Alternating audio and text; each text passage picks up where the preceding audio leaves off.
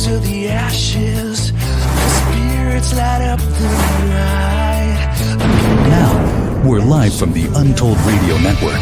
It's Untold Radio AM with Monster Quest producer, host Doug Hajicek, and co-host Jeff Perrella Jr. Untold Radio AM is going live right now.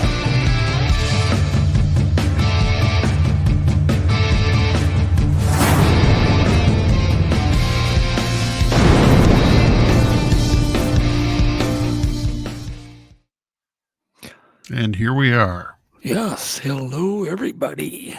Hello, everyone in chat. I want to say a special thanks immediately before I forget to our moderators. Yes. So, big thank you. Welcome. That's a thankless job, so we should definitely thank them. It is. Yes. And we do appreciate you. 100%. Absolutely.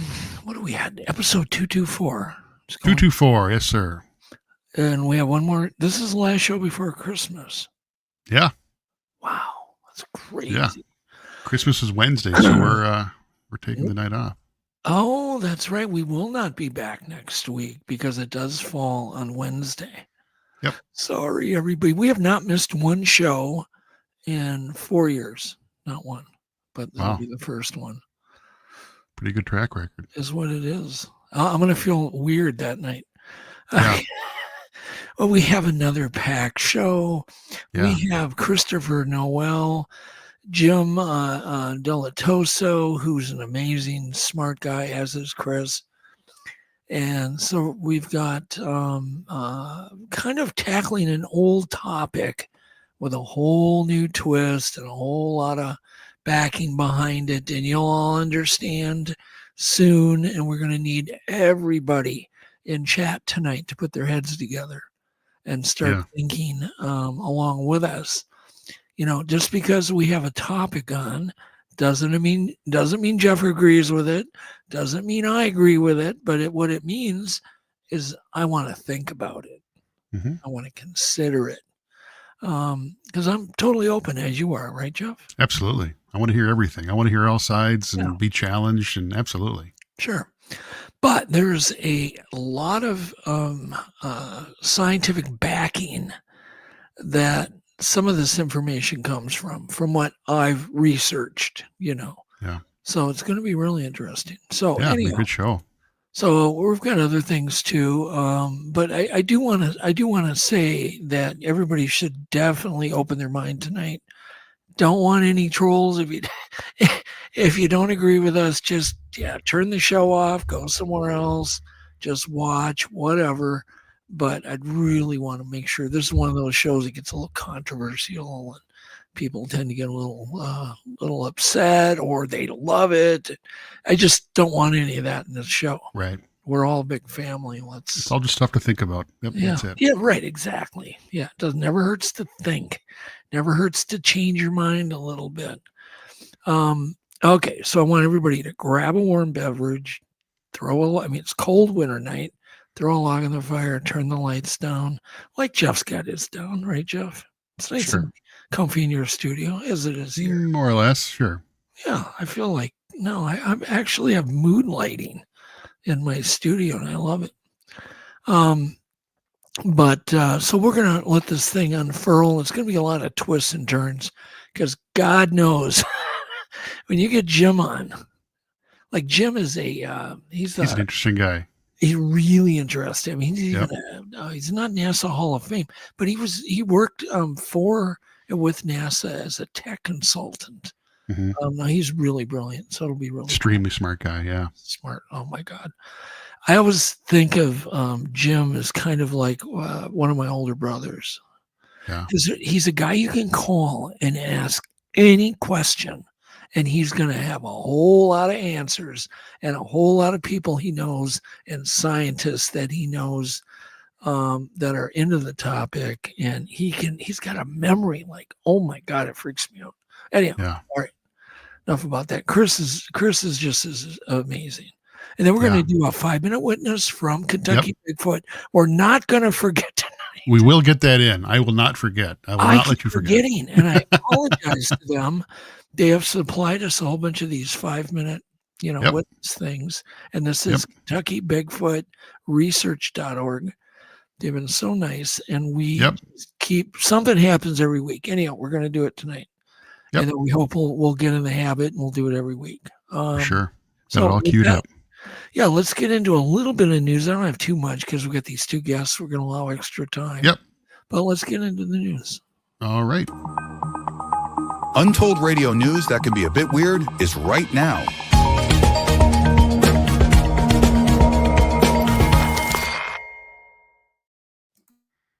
All right. So the roll, you got to see this photo one. This is the ugliest shrimp. It's a shrimp. It's in the shrimp family, but it's a lot bigger. An amphipod. Yes, and this was found 6.8 miles beneath the ocean. So think about how deep that is. Think of the pressure. Dark, Amazing. no sun. Obviously, it's very white.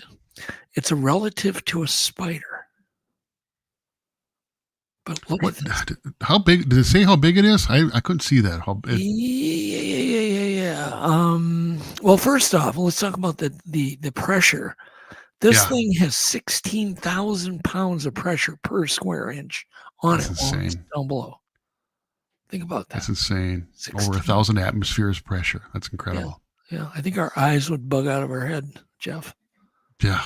We would. It would turn you into jello. Jello. Or jelly, Yeah, I think. Yeah.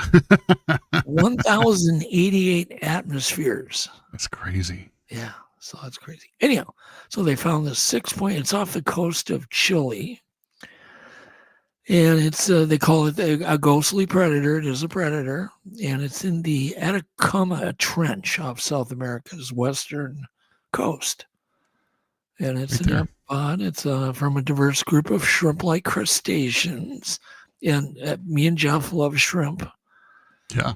And I know we do because we went out to dinner. It was, I think, for my birthday a while back. And Oh, man. We had a lot of shrimp that night. oh my God, we had, there was some kind of, what was it, blackened shrimp? Oh my God. Can't remember. It was we just kept ordering more and more plates of it. So It that was was so a good. fun night. So anyhow, you wanted to know how big it was. Yeah.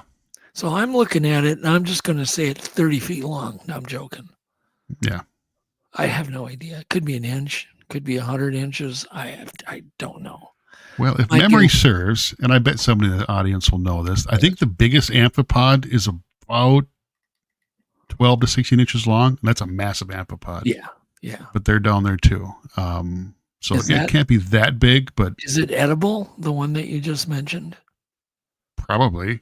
I mean, it almost looks like it's halfway between that and a lobster. It's just like a big bug-looking thing. It's crazy. Get that thing and blacken it and fry it in some olive oil. It'd be good. Okay.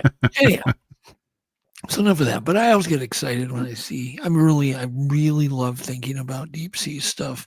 Oh, it's incredible. You know, we Untapped frontier. There's so much we don't know that down there. It's incredible. yeah, and there's so many ways to explore the deep oceans that they have not done yet.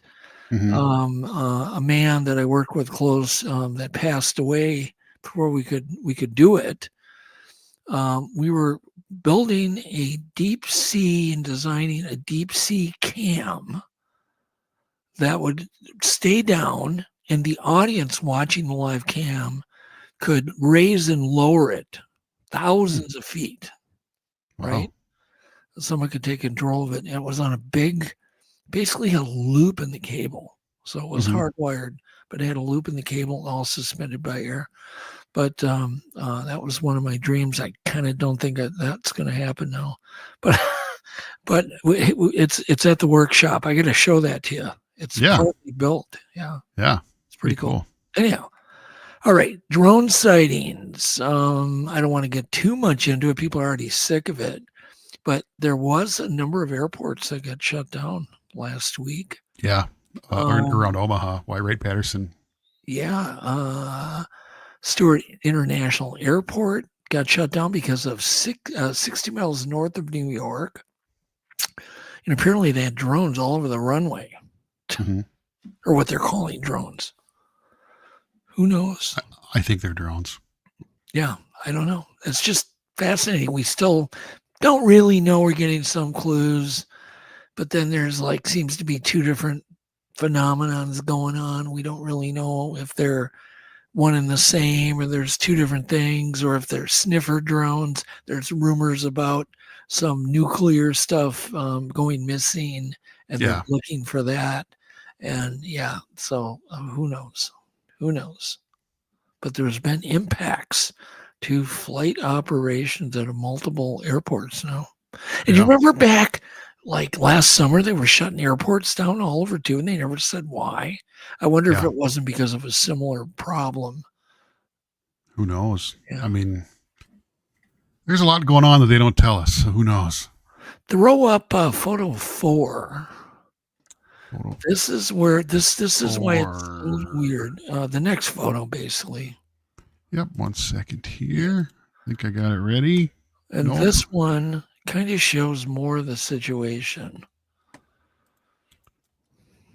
There we go. There you go. Now, if you look, there's, 1, 2, 3, 4, 5, 6, 7, maybe even 8 or 9. Yeah, 9, 10 of these kind of orbs that are hovering around. And when you get that many things in the air near an airport, it kind of makes them panic. And I Yeah. think out of caution, they shut the airports down. But what are Yeah. they? We don't know. I have no idea. Don't know. All right. What's next? Let's Yeah. let's do news a little bit different. I've got 4 clips I want to play. Yep. Self-explanatory. The first one is really interesting because they are now have passed out handbooks. We talked about this like 5-6 weeks back, but now the handbooks are handed out. So all the police departments have a UFO handbook now. Let's go ahead and watch this video. Well, law enforcement agencies across America are taking notice of UFOs, and now they want a way to track them. Major cities chief association, I should say, is a forum for police executives. They say UAPs and UFOs pose a national security threat, and it's the responsibility of police officers to know how to detect, track, and report them. That's why they just sent out an 11-page UAP Never thought I'd guide see the to day. police departments all over the country. Crazy stuff. Yeah, that's crazy. Yeah, what are your thoughts on that? That they've actually passed out a handbook on UFO? Well, they have to at some point. I mean, I think there's a danger of some civilian doing crazy things if they don't at least give us an idea what's going on. Yeah. I mean, at some point they got to disclose what's going on. The government, there's no question in my mind, the government knows exactly what's going on. They're probably behind all of it or most of it, in my opinion. Yeah. But yeah, I mean, they got to let local law enforcement on board at some point, or there's going to be somebody doing something bad. Can you find one? Somebody getting hurt. Can you find one somewhere? See if you can locate it. I'm sorry, say it again. Can you find one of these? Yeah. Yeah. For next week. Get one. Oh, yeah. Well, let's get one. See if we can get a PDF. We can scan it. We can bring it to the Sure. office. And I'll fly to Jersey tomorrow morning. I'll catch the red eye tonight. No. This handbook has gone out to every police department in the country. Oh yeah. It's in Anoka. It's everywhere. Should be able to walk into the police department and ask to see it. I'm making myself a note. Yeah, please. Let's see if you can get a copy of that. That'd be really interesting. Super interesting. All right. News clip 2. Now, this is friend Russell Accord, who apparently Well, has... law enforcement agencies across Whoop, wrong one. Yeah, clip 2. Russell Accord, not ready for you yet, but Russell Accord from Expedition Bigfoot apparently has recorded with a spotting scope a long ways away what looks like could be either a Bigfoot or a bear. It does appear to stand up, but I don't know what branches. Branches could cause what would look like arms. Sure. Having a branch. And so it's not the best footage. It was taken from a long ways away. But it does show the value of getting a spotting scope and one you can film through. A lot of times, all you got to do is just hold your camera up to the lens of the spotting scope. If you line it up right, you can film. Go ahead and play Clip 2.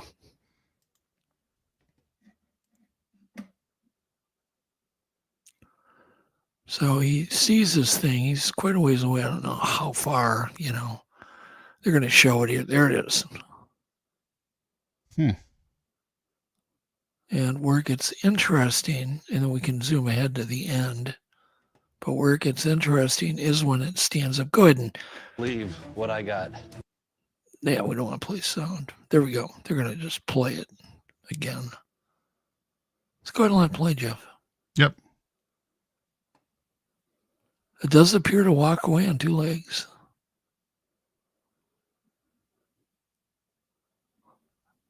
But it's not very detailed. What do you think? Not a lot of detail. It's interesting. Not much at all. All right. So you can decide on that. So then we have another clip 3. This one is a little bit of a sneak peek of sort of one of the things we're going to be talking about tonight. Yeah. And it's about this new documentary that's coming. I don't know the name of the doc, but there's something called the Telepathy tapes. That's apparently a multi-part podcast. I think it's a 6-part podcast that Kai Dickens is participating in or doing the podcast. Yeah. Go ahead and play this, and then we can talk about it. Oh, don't mind me while I blow your freaking mind for a second. I am about to put you on to one of the most incredible and transformational things you will ever listen to in your life. So this is the Telepathy tapes by Kai Dickens, and it explores the cases of telepathic abilities within the most incredible group. It is individuals who are autistic and non-verbal. Now, I'm going to be doing a 4-video deep dive, but I want to give you guys the spark notes of it. So Kai was first introduced to the phenomenon of telepathy within non-verbal autistic individuals through a podcast that was featuring Dr. Diane Powell, who is a neuropsychologist that came from Johns Hopkins, and I believe she's at Harvard now. They talk of the tens of thousands of cases of mothers who think, my child can read my mind. But a lot of them don't bring it up because they just think they're crazy, or other people will think they're crazy. But they're not, and it's an incredibly common experience. So on the podcast with Dr. Powell, they set up these experiments with insane controls. It's crazy, it's crazy. They'll take someone like the mother, they'll put them in a room, they'll give them this random number generator, or they'll show them pictures. The other room, a child will be blindfolded. After the mother is shown something, the child will be told that they can take off the blindfold and then they can type into an iPad what they saw. These kids, they never miss. They never miss. They see through their mother's eyes. They hear what she's thinking. Oh, and if you think that's where it ends, no, we're just getting started. One of the reoccurring things that comes up when they talk to all of these various children, does not matter where they are in the world, they talk about something they call the Hill. It is a place where they can all send their consciousness and talk to other children with the same abilities, other people with the same abilities. The podcast talks about a kid from Georgia who was best friends with a kid from Utah, and how they would talk every single day by going to the Hill. Isn't that crazy? Many of these children have been able to communicate through letterboards or typing. The podcast teaches you what that is. Here's some of the things that they wish the world would know. Number 1, that they know things. They know things that they can teach us, but no one will listen. Another quote that was incredible is they said, in my world, we don't speak. We communicate through our eyes. Another said, audible speakers, us, we only see one side of the story. There's so much to it that we don't know. It's so fascinating to me that every faith-based tradition talks about a time coming where the dumb shall speak. But I guess the question is, are you willing to listen? You need to listen to this. Everybody needs to. It's 9 incredible episodes. It is going to blow your mind. If you're not sold, let me give you a few more examples. They show examples of extraordinary cases of savantism, like a girl who knows dozens of languages without ever being taught. A boy who can instantaneously solve the most complex math equations because he sees them in colors. Many of the children have photographic memories and can recall complex data because they experience it. It can touch books and immediately know the contents. I'm not kidding. So why does this matter? This is Kai Dickens, by the way. Number 1, it's going to show you the limitations that you put onto your own consciousness. Number 2, it's going to expand your ideas of what consciousness is. And 3, when you're done listening, you are going to see what I've been making content about, that we are living in a simulated reality or a holographic reality. This is not base reality. This is not what is real. It All right, feels that's real. good. We can stop there. Anyhow, give you just a little bit of a prelude to the stock that's coming out, and it's I don't know what's coming out, but Kai Dickens is she's been reached out to, and maybe we'll get her on the show. Maybe. Yeah, it'd be interesting to see how accurately they, if they do a proper test with double blind and all that kind of good stuff. It'd be interesting to see what they do. But apparently they're having, where it gets weird is they're having results up to 100% on this telepathy with these Savant, nonverbal Savant kids. I'll have to do some digging. It just popped into my head. I remember, gosh, over 20 years ago now, on the Art Bell show, there was a theory that Neanderthals could do that kind of stuff. Like they could see through each other's eyes. Like they had a collective consciousness that they could see through each other's eyes. Kind of similar to what he's talking about. Like one individual would kind of call an emergency, and the whole community would be able to see what that individual's seeing. I don't know. It was obviously a fringe theory, but interesting. We should definitely get into our 5-minute witness. Yeah, let's do that. Let's see here. Let me take a look. Yeah, that sounds good. Let's do that now. Okay. It's time for 5-minute witness. Short stories of strange encounters with the unknown.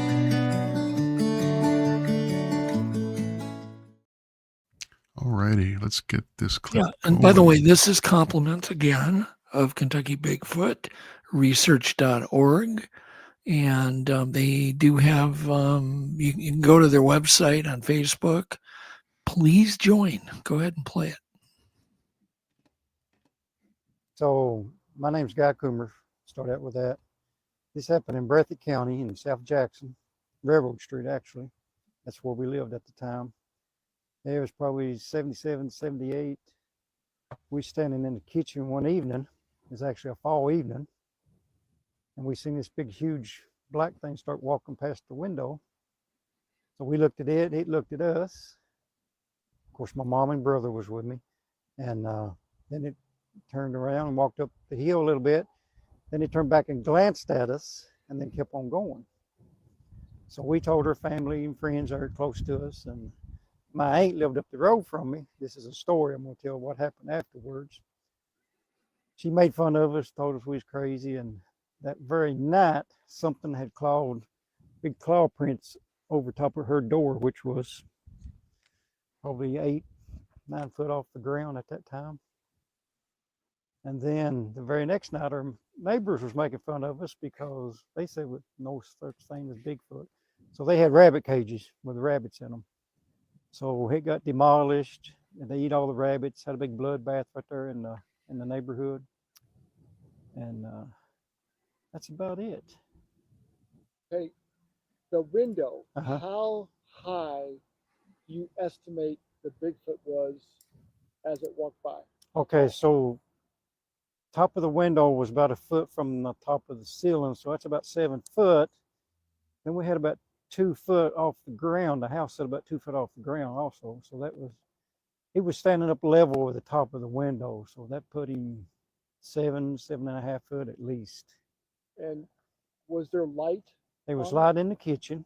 Of course, it was shining out the window. I guess that's why we seen him so plain. You could see his face, his eyes. His hair color was dark brown with some black in it. His eyes and mouth and nose was real distinct. What did the eyes look like? The eyes had a little, I wouldn't say yellow, but a little light yellow colors to his eyes. They was huge. He had a big nose and big mouth. And then the hair come around his, jagged around his face, then down to here probably. And how long did it look at you guys? As soon as it looked at us, it just a couple seconds, I guess, and then it turned around, walked up the hill, and like I said, it stopped and then glanced back at us, and then it disappeared into the wood line. When you saw it walk up the hill, did you guys walk over to the window and watch it? Actually, we was at the window when it come by. We was actually looking out the window while she was cooking. And we seen it come up the hill and it walked right. I mean, it was probably 2 foot from us, from the outside in the window. Oh, wow. It's crazy. Yeah, it was close, yes. The nose, My biggest fear, Jeff. Can you describe more? Seeing one in the window? Yeah. The nose was huge and it had 2 big nostrils, kind of put you in the amount of a gorilla nose, actually. Yeah. And All right, let's cut it off there. the skin on it. Could you tell? Crazy stuff. Okay, we already got some people in chat that probably need to be removed. So, moderators, do your thing. Just don't have patience for that crap. Yeah. As soon as you do anything that's just slightly where you need just an open mind, people start attacking. It's just this is not the place. If you have questions, perfect, but yeah, it's just kind of sad. All right, let's do a few clips and then let's bring Christopher on. It'll go quick. Yep. I've only got 6 clips, and then I want to introduce these guys. And let me know when Jim comes in. He was backstage, and now he had to reboot his. Oh, okay. He had to reboot, so he'll be back. He'll be back any second. No and Christopher looks ready to go. Yeah. Okay. So let's go ahead and do clip 1. There's no sound. This is an orb with a trail of sparks. Now, I've seen this up close within, 6-7 feet. Me and a vet were driving down a road called Highway 52. This thing actually came from the direction of the airport, came over our car, slow right over the windshield, maybe 10-15 feet, and it was sparking and went into the forest. Just the weirdest sight, and it changed colors. So this is one of the only pieces of footage I've seen with sparks coming out of it. Is it real? I have no idea, but it's interesting. Go ahead and play it.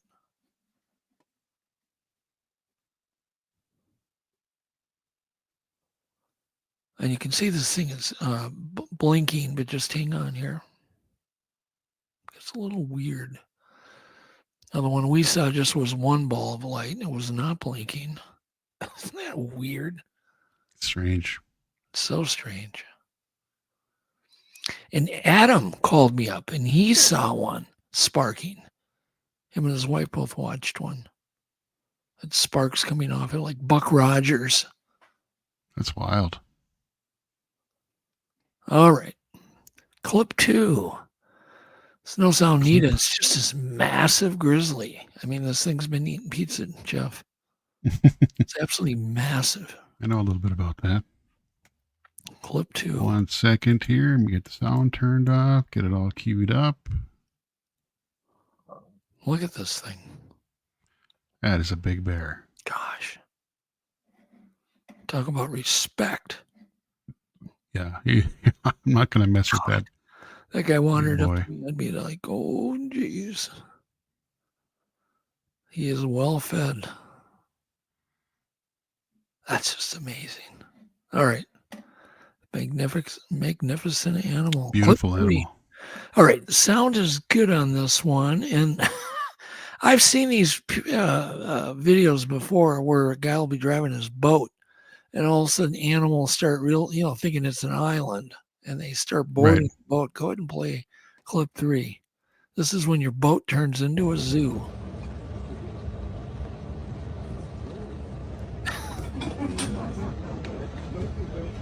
Он тебя хочет обнять.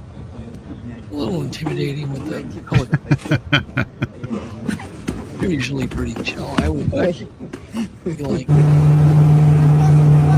the next one, an odd looking animal.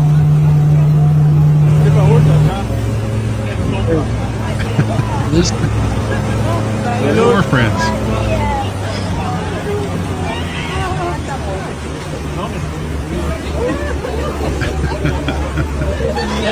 I would think sea lions would be Устал. There you go. That's Jeff. There we go. That's funny. Yeah, it is. Clip 4. Sound is fine. Once again, I try to pick clips that do something for me emotionally.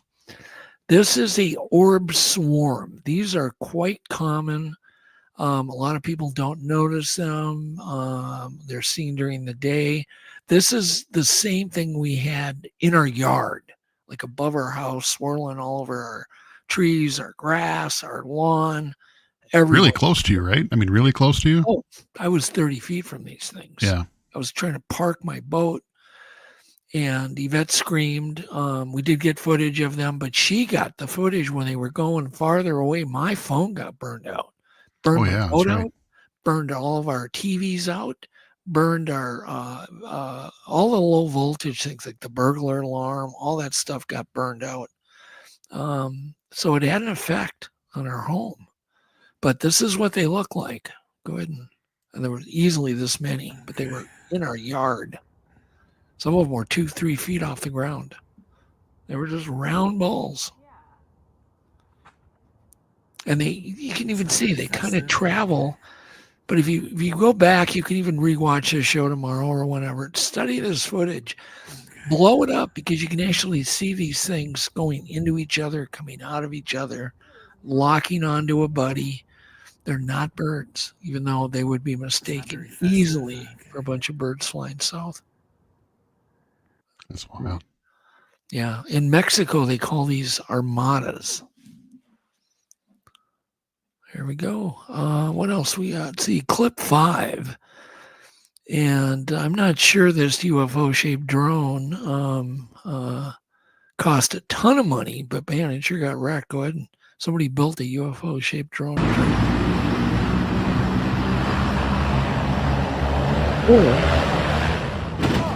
Oh, no. And I tried to figure out, is this AI? Nah, it's not. I mean, it can't be.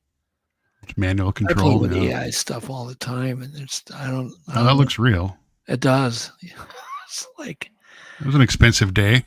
Yeah, you think? Imagine the work it would take to build that.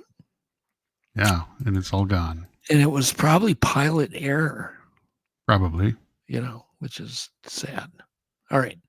What do we got? Last clip. No sound. And this is this thing where robots are not perfect yet. Go ahead and play clip 6. No sound needed. Now we got a little... it actually human. That's pretty impressive recovery. Oh, yeah, he recovers. Doesn't fall. But it's fun to kind of say, they're not perfect. It's always amazed me how just bipedal motion like that is so complicated for computers. It's obviously second nature to us, but to an AI, that's incredibly complex movement. It's incredible. Well, it wasn't to me about 4 weeks ago. Yeah, I think we all had a challenge here. Yeah. Well, we got Christopher in. Let's bring Christopher ready to go. Jim will be ready in any second. He'll be ready. No problem. We'll just bring him in when he comes in. Okay. Okay. So let me introduce Christopher. So Christopher is from Burlington, Vermont, and he's a Sasquatch researcher. I guess basically he brings this academic tone, right, to the whole mystery. He's one of the few people that I don't agree with everything Christopher does or thinks or whatever, but he's one of the few people that when he came up with this parallel between autistic people, humans, and some of the behavior that Bigfoots do, it was quite incredible. And remember, we're not talking about putting down either Bigfoots or autistic people, because autistic people have many different traits that we do, and many I'm jealous of. And it's almost it's a superpower in some ways, I think. So don't anybody there think we're insulting autistic. No, the absolute opposite. Nor are we going to discuss the causes of autism. Right. That's still, an undecided thing. They don't know. Yes, there's more autistic people, I believe, being born but there could be a reason for it because Sure. there's intelligence coming out of some of the autistic kids that is mind-blowing, absolutely mind-blowing. I think there's more positive than negative in Yeah, if autism. you do a little research, your mind can get completely blown away by the abilities. Okay, but Christopher was the first that I'm aware of that came up with this.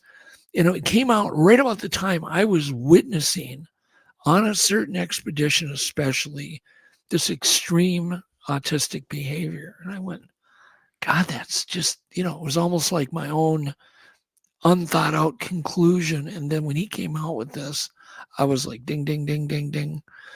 So, so he went to Yale. He studied philosophy. He taught at the Vermont College of Fine Arts. He's a writer, an author, a well-known editor, a writing coach. And he's worked kind of in habituation methods for repeat encounters. And he's done this I think in a very methodical, very time-consuming way. And he should really get a lot of credit for that. And he also videotaped and recorded audio of this types of behavior. And so if you haven't studied his stuff, hold your tongue. Go study like the impossible visits, I believe, and he'll talk more about it. But he came up with the Sasquatch Savant theory that just blew me away. It's fascinating. And it really was fascinating. But he's also a multi-book author, a podcaster, field researcher, and his podcast is The Impossible Visits. So check that out on YouTube, and it's a must-watch. He also has a website called the Bigfoot Portal. So without that, going to that and getting stalled here, let's just bring Christopher on. Well, he just disappeared from the backstage. Oh, no. I know Jim's going to be back on in any second here. I've been messaging him. I don't know what happened to Chris. I do have a couple things we could play in the meantime, a couple of ads here real quick if you'd like. Sure, yeah, let's get that out of the way. Hangar One Publishing. Books that explore the unknown. They're after my story. Legends leap off the pages of our books. You think you're the only one? They're under my heels too. From UFOs to cryptids, Bigfoot and beyond. Who's behind all this? Hangar One Publishing, where every legend is revealed. It's Hangar One Publishing. They're unraveling all of our mysteries. Dive in, real videos, sights and sounds with our immersive book technology. I guess our secrets are out now. But in the best possible way. From Bigfoot tracks to galactic trails, we cover it all. We should get out of here before it's too late. You're right, let's plan. Escaping reality? Dive into ours. Hangar One Publishing, revealing the universe's best-kept secrets, one book at a time.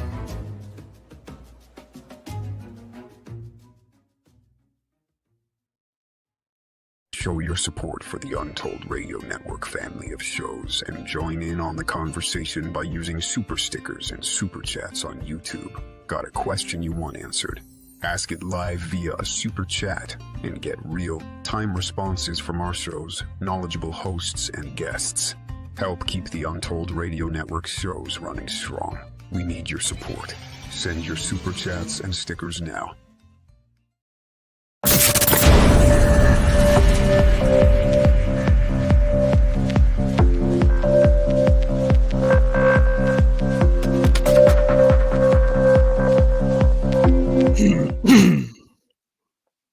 All right. Looks like Christopher's there. And Oh, there we Jim go. just said he'll be here any second. All righty. Hey, let's get Christopher on. And here is Christopher. Hello. Hello. Hey, how are you? Looks like your microphone is muted. There we go.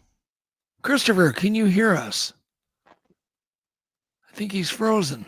Yeah. Looks like he's having some connection issues. Oh, no. That's not fun. No. Jeff, you're going to have to tap dance tonight. But, no, Christopher, yeah. can you hear us? There we go. Christopher, can you hear us? I don't think he can. Hell of a delay. Oh boy, we got. Yeah, he's having. My end or your end. Well, there we hear you. We hear you. Looks like you're having connection issues. Well, I'll give it a second here. Sometimes it clears up.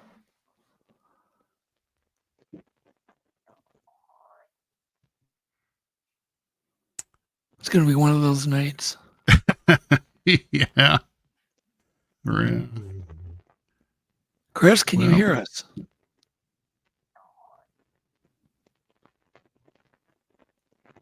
I don't know what's going on. I don't have any idea what's going on. Hello? Yes. Yeah, we're here. You were live, Chris. There must be a huge delay. It can be very frustrating. I wonder, sometimes, Chris, if you can hear me, if you can just get out of StreamYard and restart it. Sometimes that clears up some, that'll clear things up. So we can bring Jim on. If you want to introduce Jim real quick, we can bring Jim on here. And then Christopher, I think maybe it's going to do a reboot and restart StreamYard. That might help. All right, let's remove Christopher from the stream. And hopefully he can come, and let's go ahead and just introduce Jim real quick. Sorry about that, people. So Jim Dilettoso, he's known for the show The Meyer Chronicles in 1986, American Paranormal in 2010. The Phoenix Lights is when I really latched on to Jim, because he analyzed the Phoenix Lights in front of a national audience. He's an image analyzer. Jim was a consultant for the documentary film, also on testing the Shroud of Turin. He's an expert in many non-traditional sciences. You can ask Jim a question about anything, and he'll give you an answer. You know, he does things like he's into agriculture, all really interesting stuff with agriculture. He's developed sound systems. I can go on and on about this guy, but he's kind of a figurehead for a lot of people. But let's go ahead and bring Jim on. And hello, Jim. Hi. Oh, good. We can hear you. That's good. We can hear you. Yeah. I got locked up when I was on before trying to get in the room. It all locked up. I didn't know if it was me or you, so I disconnected everything and came down, set up in my daughter's art studio just like that. And here we are back online. So I'm glad to be in Minneapolis. Yeah, your video's not good, but your audio sounds good. Okay. And should we try to get Christopher on again? Sure, let's give it a try. If he's rebooted. Christopher, can you hear us?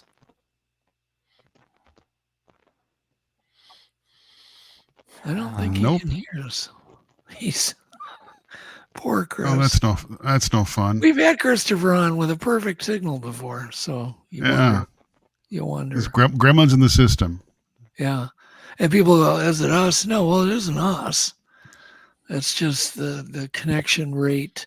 One thing you can try, if you can hear us, Christopher, is to shut your camera off and just do audio. That might help. To shut your camera off, but you can stay in. Just leave your microphone on. Anyhow, so Jim. Hi. What in the world have you been doing lately? Let's just give people what have you been doing the last week here? The last week I've been setting up the winter garden for one of our Agrisonics sound gardens. And building fertilizer. We do the chemistry of fertilizer and bring that alive, and treating seeds and getting ready for the winter crop test. So they basically, what they're doing is they play music to plants as fertilizer. Yeah, we do. We play music. And the music is engineered to wrap around, disguise the sounds that are actually affecting the plants. The sounds that affect the plants are derivatives at the atomic level of sounds in nature: thunder, wind, bugs, birds at the ambient level that we hear, and then at the atomic level sounds kind of like a fax machine on crack, gone wild. So we disguise that. Oh, geez. This is terrible. Someone had, let's see here. Somebody had a. we've never had two guests that couldn't get a signal. Not two. We've had one. Sly Fox says, "Let's blame it on this. Let's blame it on the drones." Yeah. Let's. Well, it looks like Christopher is doing a reboot, so hopefully he'll come back. Here he comes. There he comes. On. Let's see if he's no. Nope. No. Oh man, this is terrible. And we lost. Oh my gosh! It's the night of the gremlins. This is the first time this has happened, ever. Yeah. Ever. I don't know what the heck's going on. I don't. Obviously, we got a good connection. Everything's good here. I don't know what. Let's try to bring Chris up again. Oh, he looks like he's. People watching at home here, you can't see what I can see, but I can see him trying to figure stuff out here backstage. Give him some time. Yeah. Give him some. So how'd your camera test go with him, or with Jim? Did it go perfect, flawless? And then flawless. And why is it so bad now? No idea. It was zero. I mean, literally no issue. I had a good clear picture. It was streaming nice and fast. Yeah. And I have a theory on this, and that is at night everybody starts streaming movies. That could very well be. And it destroys the bandwidth. Well, let's bring Chris back here. And nope. Well, he's there. I can see him in the background. Yeah, I can see him backstage. Yeah, he might have his camera off. Christopher, can you hear us? He can't hear us. No, there's something going on. Well, Jim just sent me a message. Froze up, turned itself off. He's rebooting again. Jeez. Well, this ought to just entertain the hell out of all you guys. Well, you know what I've got? I actually do have something that is interesting here. This is a trailer for one of I pulled up some of the stuff that could be interesting here. I've got let's see here. I've got a trailer from what? One of Chris's movies here. Upcoming document, a show that he's working on here. Okay. Let me pull that up. Christopher's back, Jeff. Keep your eye on Oh yeah, let's try that. Hello, Christopher. Can you hear us? I don't think he doesn't have headphones in. I don't nope. know. Well, how about I play this trailer? This is a trailer for. Let me get a little bit of. It's a Sasquatch field research documentary that Christopher's working on here, and I have a trailer for it. We can play that for a little bit. See how it goes. Some Sasquatch researchers continue to stubbornly reject or ignore reports of paranormal abilities displayed by the species. Thankfully, the sheer repetitive consistency of such eyewitness data over decades and decades has forced many others to consider that Sasquatch actually can somehow radically manipulate their physical reality. Among those who accept this testimony or who have experienced such anomalies themselves, the majority interpretation is that these wild ancient people, as part of their remarkable package of stealth behavior, are able to cloak themselves at will to make their bodies partially or fully invisible. I myself hold a minority view. I doubt that any enormous multi-hundred-pound flesh and blood creature can literally vanish before our eyes. For example, if ever there was a situation in which doing so would have come in especially handy, it was on that October afternoon that the Patterson-Gimlin film was captured. There are some trees or vegetation that was getting between Roger and the creature, and he wanted to get a better and closer, so he relocated. Then the creature just kept right on walking. The subject persists in view for 1 long minute in broad daylight. So my point is, what if the truth is the other way around? What if, instead of living Sasquatch dematerializing into thin air, what is happening is that the spirits of those who have passed away are making their presence known by partially or fully rematerializing? After all, members of our own species can do the very same, as the human race has been recording since the birth of writing in ancient Babylon 5,000 years ago. Hello. Among those who have encountered active, playful, yet disembodied Sasquatch is Mike Patterson of the Sasquatch Ontario channel. They were fresh, very fresh. Some of them have been literally seconds old, like this print here. This wasn't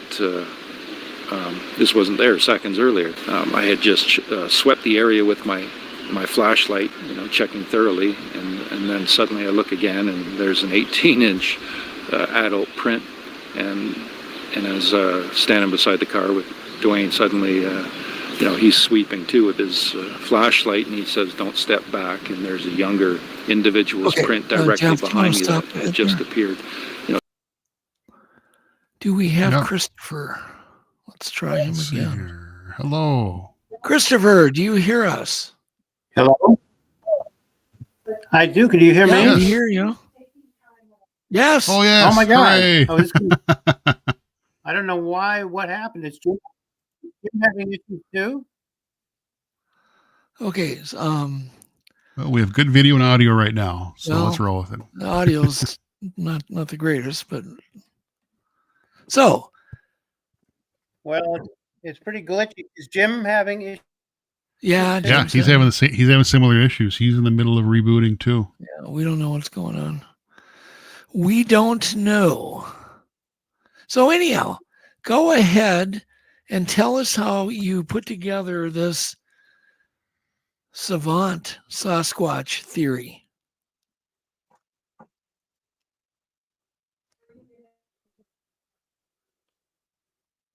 I don't think it's happening, Jeff. Man.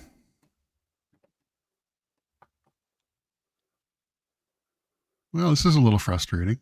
Yeah. Steve's like, hip hip hooray, I'll take it. Hello, Christopher. Can you hear me? Well, if you keep talking, it would help. Can you see me? Yeah, we Yes. see you. I mean, you should be able to see yourself. You're on. The audio's crap. Maybe try turning your camera off and just using the audio to Yeah, save just turn your bandwidth. camera off. Hello? Just use the audio. Yeah. He gets one word in and then freezes. Can you shut your camera off and just leave the audio on? There's a little setting at the bottom. Just click the stop cam. Maybe we can get your interview. No, it's gone. Oh, man. No, he's actually still in. If he talks, we should be able to hear him. Yeah, we hear you. How are you? Hello? You do? Oh my Yeah, God. we hear you, I've been trying Christopher. everything. I restarted the computer. Okay, good. Yeah, well, at least we have your audio. I sat right next to the router. Okay. Anyhow, can you tell us? Okay. How well, in- how in- is how in Jim the having world- trouble too? Jim, Chris, can you just tell us how you got into this Sasquatch Savant theory? I guess so, but I have a feeling that we're going to get interrupted in about 10 seconds. Well, let's start. Okay. Well,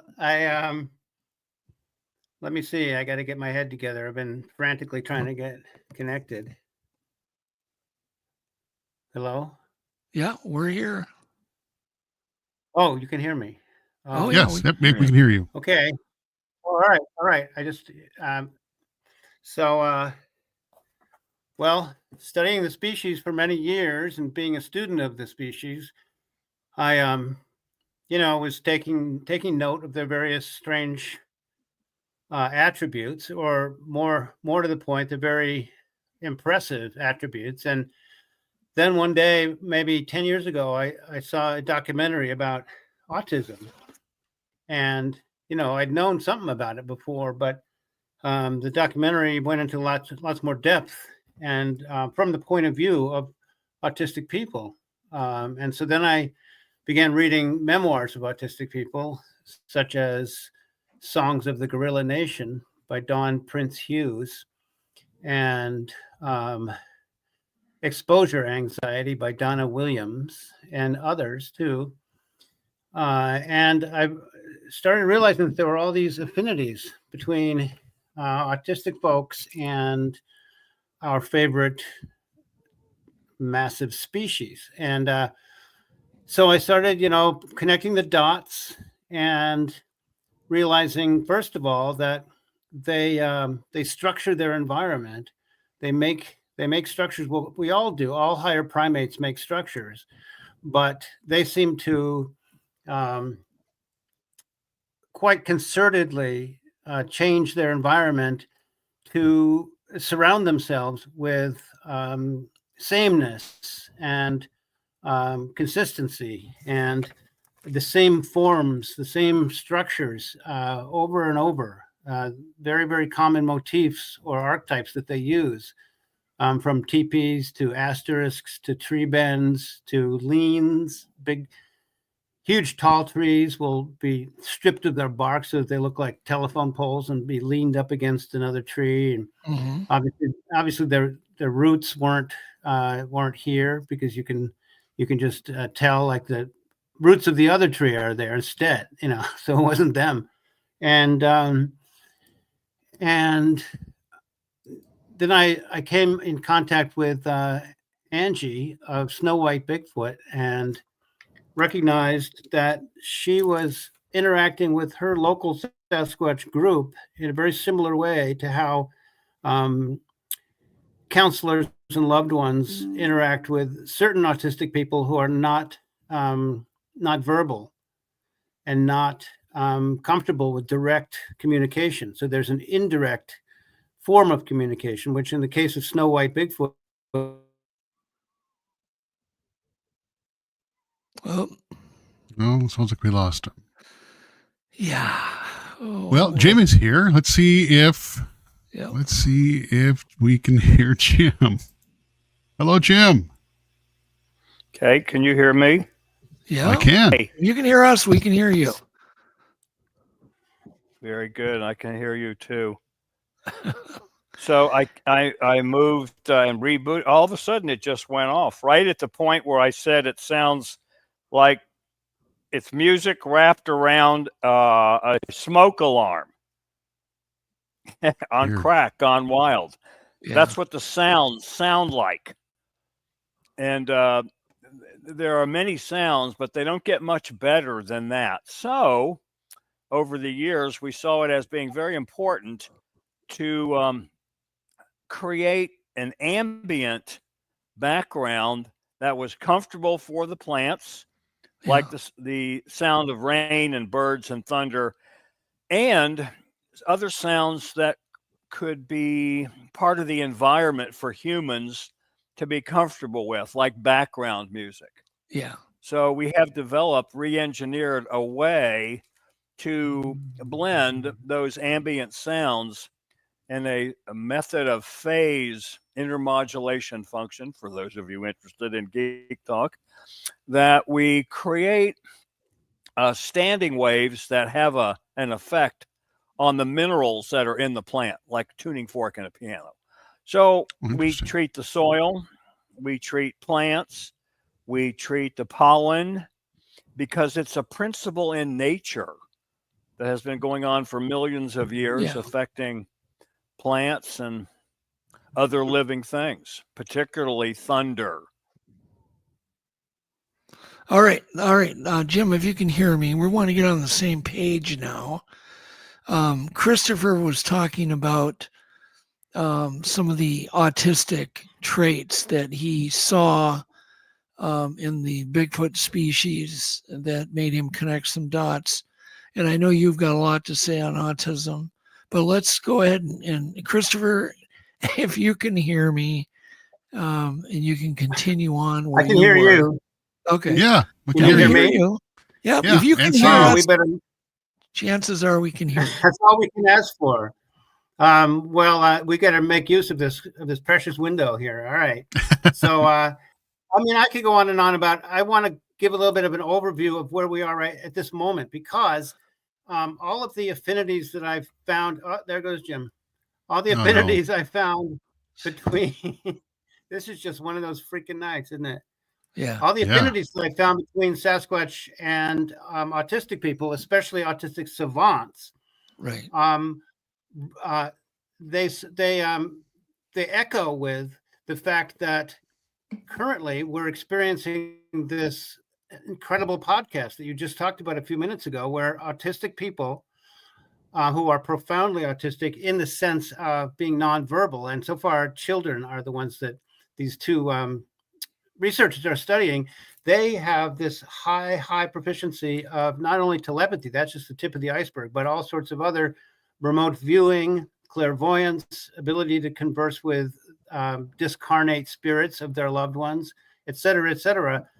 Well, Sasquatch 2 seems to be gifted with a high functioning psychic capacity. Because many people have found that they can be in mental touch with their local, at least one member of their local Sasquatch group.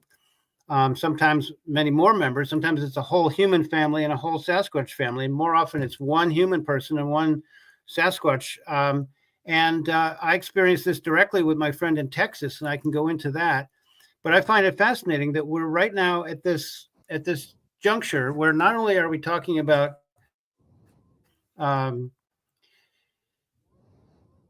Sasquatch in general, like we talk about, but their abilities. Well, I'm gonna jump in here. The Let me fact that jump they in seem to have a lot. Christopher, let me jump in just for 1 second. People have been reporting Bigfoot mind jump right in. speak. People have been reporting Bigfoot mind speak forever. Yes. Since for 30 years, I've heard, case after case of it. And it's always come with zero backup. It's just people making claims. But when you had mentioned the possible connection with being autistic, autistic behaviors, similarities, and now you find telepathic similarities, where autistic kids have been doing apparently this telepathy for years and years, and parents have known about this, but been afraid to talk about it, correct? Parents have kind of hidden this. Yeah, it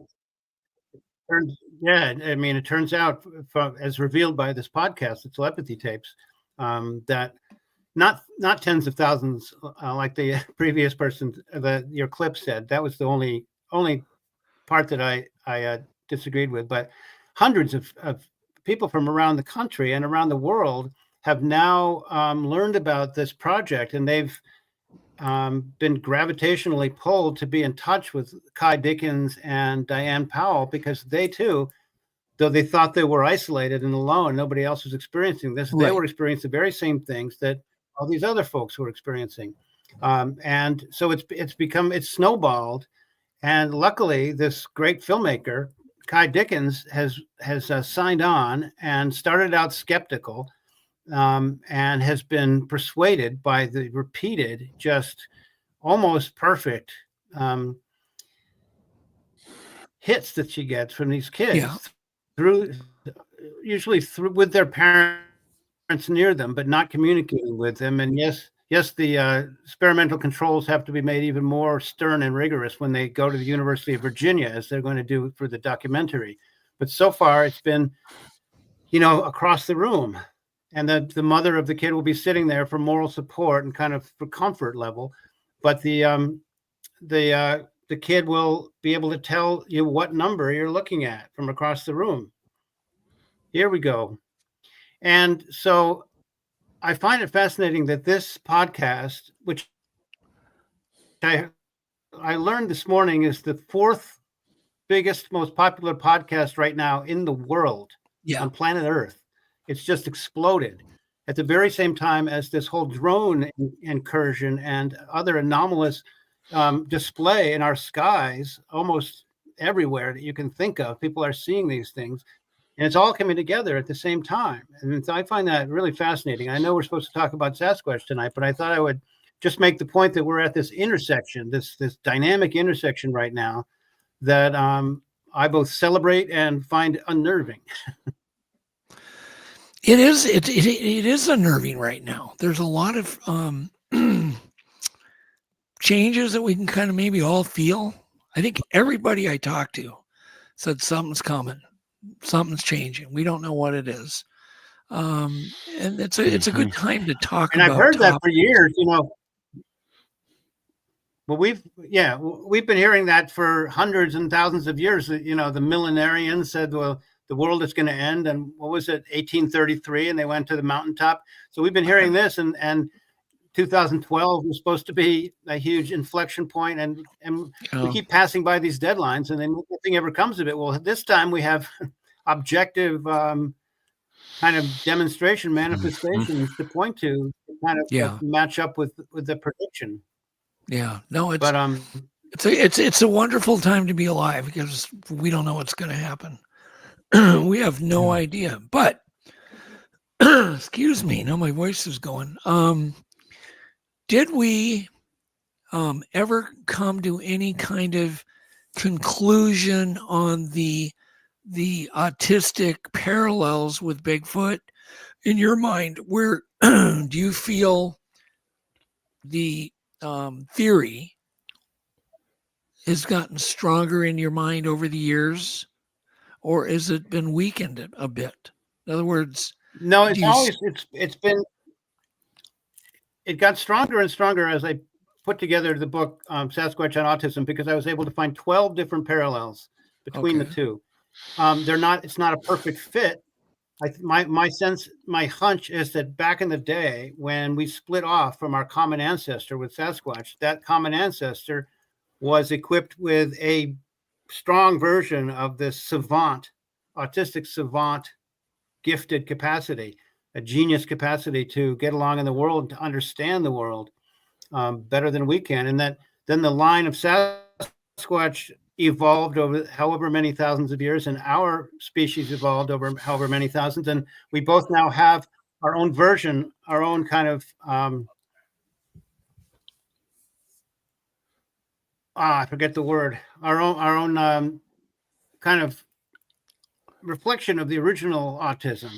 And ours is a little bit different. Ours tends to be solitary, where each autistic person tends, grossly generalizing, tends to be in their own little world, whereas Sasquatch seem to have a collective world. And for us, the other is other people in our own species that are threatening and that we can't really directly interact with. And for Sasquatch, we are the other. Our species is the other, and they, as a collective, are the self. It seems that way to me. So it's different in that way, and there's other differences too. Well, why don't we? But autistic savants have. Well, just hang on a second. I don't want to hog. Yeah. Well, just hang on. I've got to try to keep us on get track. Out of it so easy. Okay, I want you to give us. This will help Jim too. Give us a laundry list of bullet points of the points where there's similarities that you have noticed between the Sasquatch and autism, savant, being a savant.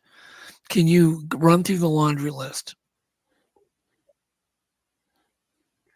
Indirect communication is one of the main ones. Okay. Is that they don't come and sit on our porch and directly communicate with us. And as far as I can think of, there's only two creatures on the planet that both avoid us like the plague and seek us like the cure. That's how I kind of like to say it, which is like animals that are evasive, like a snow leopard or a bobcat, aren't going to both flee from us and be drawn to us and try to communicate with us. Whereas autistic folks in general keep their distance, but crave communion with us. And that's why we have to find these mediations, these like text cards, they're called, where there's images that we can, that go back and forth between the autist and their collaborator. But they don't look directly in your eyes and speak to you if they're profoundly autistic, especially if they're nonverbal. They do it through recently developed technology, such as the letter boards that the kids in the telepathy tapes are using. And so this has unlocked an entirely new way to communicate, to commune with the other. And this is paralleled by Angie, Snow White Bigfoot, and her 7-year-long now game of object communication, speaking through objects indirectly. And she still but is not Christopher, I got to interrupt you. Can you just do the laundry list? Don't explain each one. Just give us the surface laundry list. Then we'll get into it later. Indirect communication. Okay. One. Structuring their hyperstructuring of their environment. Okay. Which I can tell you why. There's swaying back and forth. Yeah. Which is called stimming. Many people see Sasquatch sway back and forth. It's very common. And then the wood knocking I see as a subset of that, because I feel like it's hardwired in them to percuss, to bang on things. They could be much safer, as we all could agree, if they would just communicate through telepathy or through animal sounds, bird calls and animal sounds. We would never be able to once again, Christopher, you got to very well communicate that way. Christopher, I got to keep you on track. Just give us the laundry list back to back really quick, because then it's going to make more sense to people. And then we'll go in and we'll discuss these things point by point. Photographic memory. Okay, next. You got to go next. Keep going. Don't explain echolalia. Okay. Yep. Next. Not even define what echolalia means? No, don't even define it. Just next. Echolalia / delayed echolalia. Okay. A sense of timelessness. Okay. And that's all I can remember right off the top of my head. Okay. I don't have my. So let's do it again. Organizing things in the forest. Organizing, repetitive routine motion, behavior. Stimming. That's a big another one. I can give you examples from Snow White Bigfoot. Yep. Hiding. Hiding. Thank you. That's the whole book. Exposure anxiety is about anxiety of being exposed to the other, and this could be a cornerstone of how we understand how the hell Sasquatch has been able to do this for hundreds of thousands of years, and never be commandeered by our species. Right. A photographic memory. I want to hone in on that. And Jim, you can speed, another one. Yeah. Incredibly fast processing speed, which is something that savants have and Sasquatch demonstrably has, because of how they manage to evade us. So what they can think circles around us and, avoid being seen and photographed. Okay. Trying to get a word in here. All right. So Jim, let's talk about photographic memories and how that would aid a creature. And Chris, both you guys, how would that aid a creature's and aid them in survival in the forest, having a photographic memory? I remember one aspect where they flew a severely autistic child over New York very quickly in a helicopter ride. They brought him back and he repainted every city, even got all the windows right. And how many windows great detail were in all the every skyscraper? It's insane. It's incredible. I've seen that one. How would that aid a creature like Bigfoot in the forest, or any animal for that matter. So let's have a discussion on that. Let's go deep.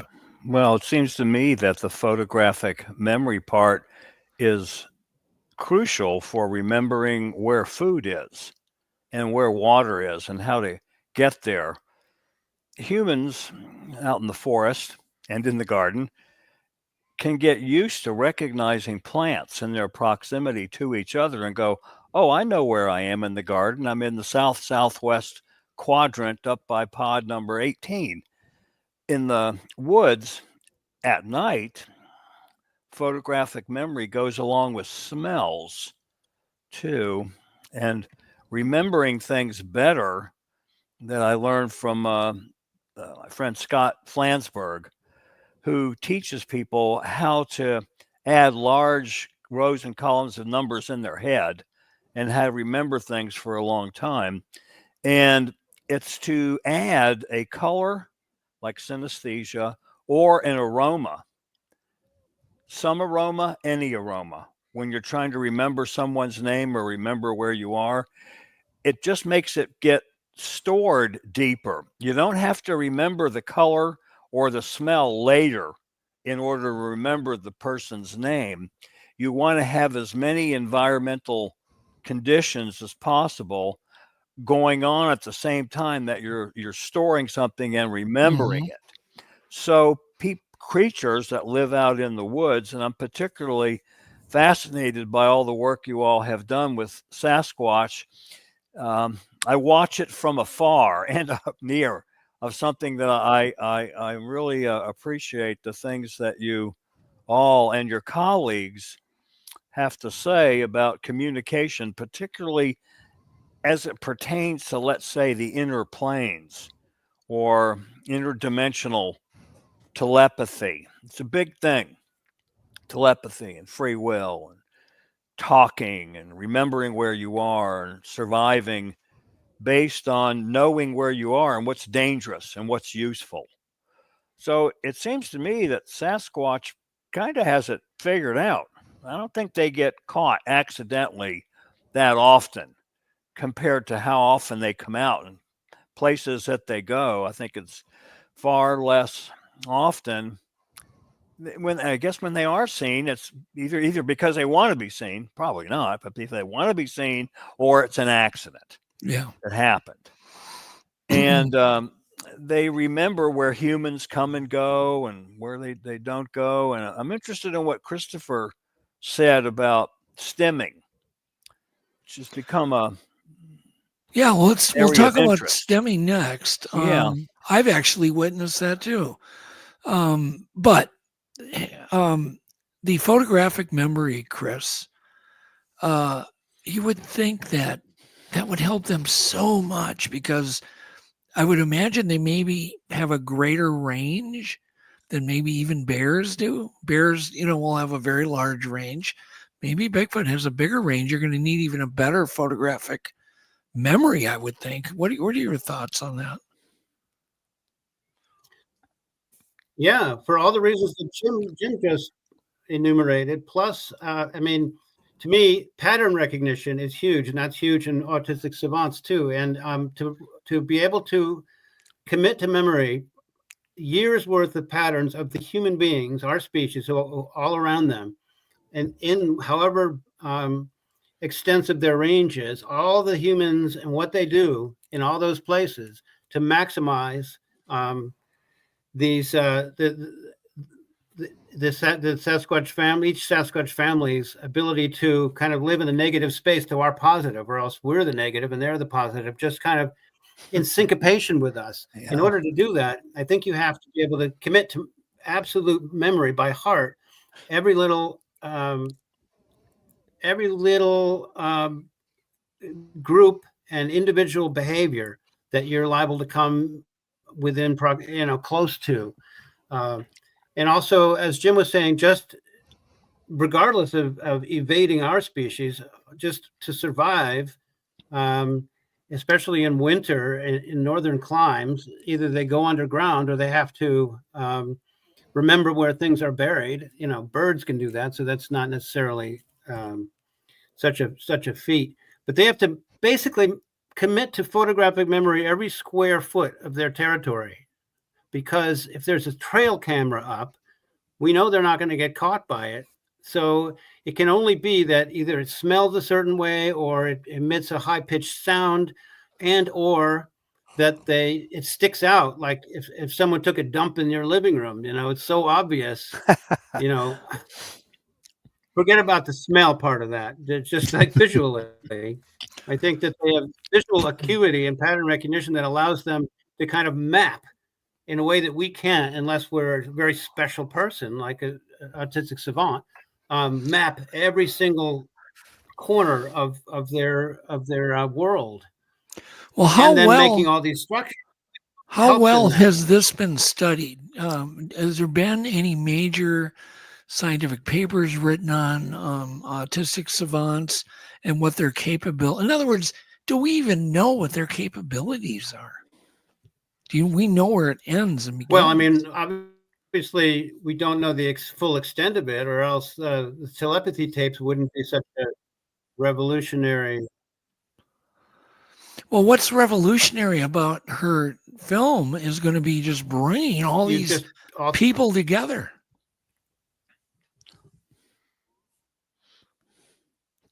Because everybody's been isolated. What's the film? You just broke up for a long time, so I need to okay. Well, hear that let me again. say it again. We're going to have a tough show to do, but we'll get through it. Has anybody studied how far these savants can go, of what they can memorize? Has that been studied? And then we were talking about Kai Dickens. What she's done, which is so amazing, is to bring all of these different families together that are experiencing this almost super normal, paranormal, super abilities to go, hey, you're not alone. It's fine to have one psychic child or one kid that's really amazing, but to say, oh, this is a pattern. So she's like the first person to do this. Well, Diane Powell did it for years before that, but she had a lot of trouble in keeping her credentials, because she dared, to explore telepathy.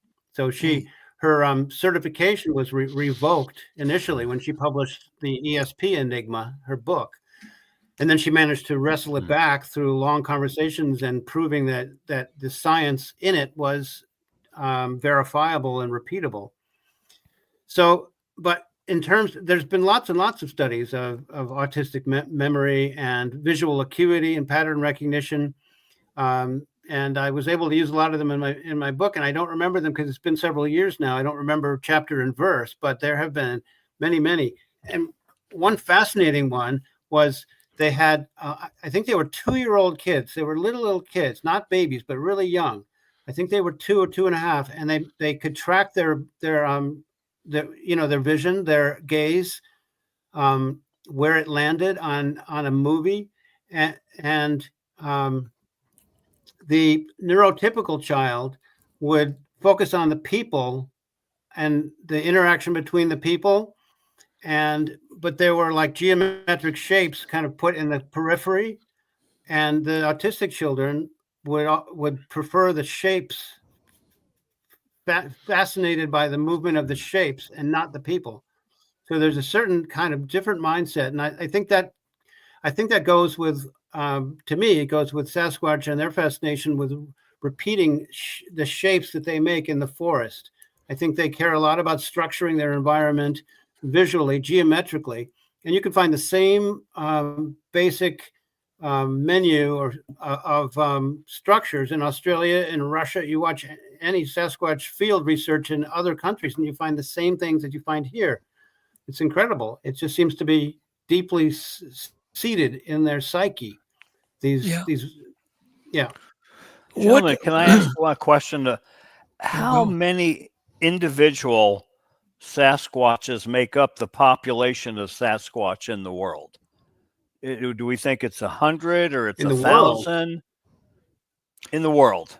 how many Sasquatch are there? Well, let's say North in the United America. States, how many different ones maybe have been identified in the United States, or is it Estimates, Jim, estimates, how many? range between 1,000 and 4,000 individuals in North America. Mm-hmm. And they, could be higher, it could be way lower. I would respectfully disagree. I would think there's thousands of them in Vermont. People contact me all over Vermont and see them. I think that there's probably at least 5,000 or 4,000 in Vermont. I think there's tens of thousands, if not hundreds of thousands, in the United States, but we'll never know. And Canada has 1 billion undeveloped acres of forest, and we can never know how many of them are making their presence known relatively near to us versus how many are staying in the wilderness. There's no way we'll ever be able to assess that.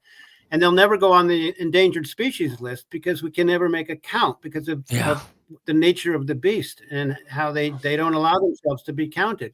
So there could be 1 million in the United States and Canada combined, and we would never be able to know that. It's just a black box. Yeah, the problem is people are not. But I think the mere fact that I was just going to say the problem is hang on here. There's a big delay, Chris. Sorry. When it gets quiet, I talk, and yet, it's the timing's all messed up. People are not giving the information, Jim. They have a sighting, they don't tell anybody. They don't report it. There's far more sightings each day than are ever going to get reported. I would guess 1,000 sightings per day in the U.S. and Canada per day. How often are UFOs but these and are just Sasquatch shots in the dark. reported? Can I ask together? Again? I was asking how many or how often are there reports of Sasquatch in an area, small area, 10 square miles, where there was a UFO sighting or reporting? Do they ever go together, or are they separate and distinct? They've been claimed. Some people claim it and collect those reports. There's a gentleman out east. I don't know why I can't think of his name right now, but he's trying to make that connection. But that's not really what I want to do tonight. Is that Gordon? Pardon? Gordon. His first name is Gordon, or his last name is Gordon. He's the big guy for UFOs Gordon. and Sasquatch. Stan Gordon. Gordon. Yeah. Before we move past it too far, I just want to touch back. Christopher mentioned this briefly, but it's really fascinating to me that photographic memory is such an elegant explanation of one of the biggest criticisms the community has is why on earth are they not on game cameras? Or why do they, or areas where you know that there's activity, you set up a camera and all of a sudden activity stops. I think that's such an elegant explanation of that phenomenon. Yes. Is that they have that good of a memory. They can see the little camera lens, a little spot of that camera lens. They know that it doesn't belong there. I think branch that's been moved. If they have that autistic, photographic memory, yes, it really explains a lot. That's a fascinating angle for me. Jim, does that explain that possibly to you? It does. I mean, I'm open-minded to more than one explanation and save them and then put them all together and come up with a big puzzle in the end.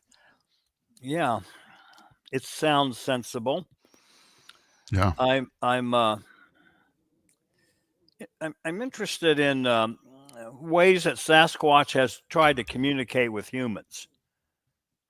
The noises. You called me last year with a fellow you had on the phone that was had the deepest registered voice, a singing voice. Yep. Right, and that was going to be propagated out into a known Sasquatch sighting area and see if something came back.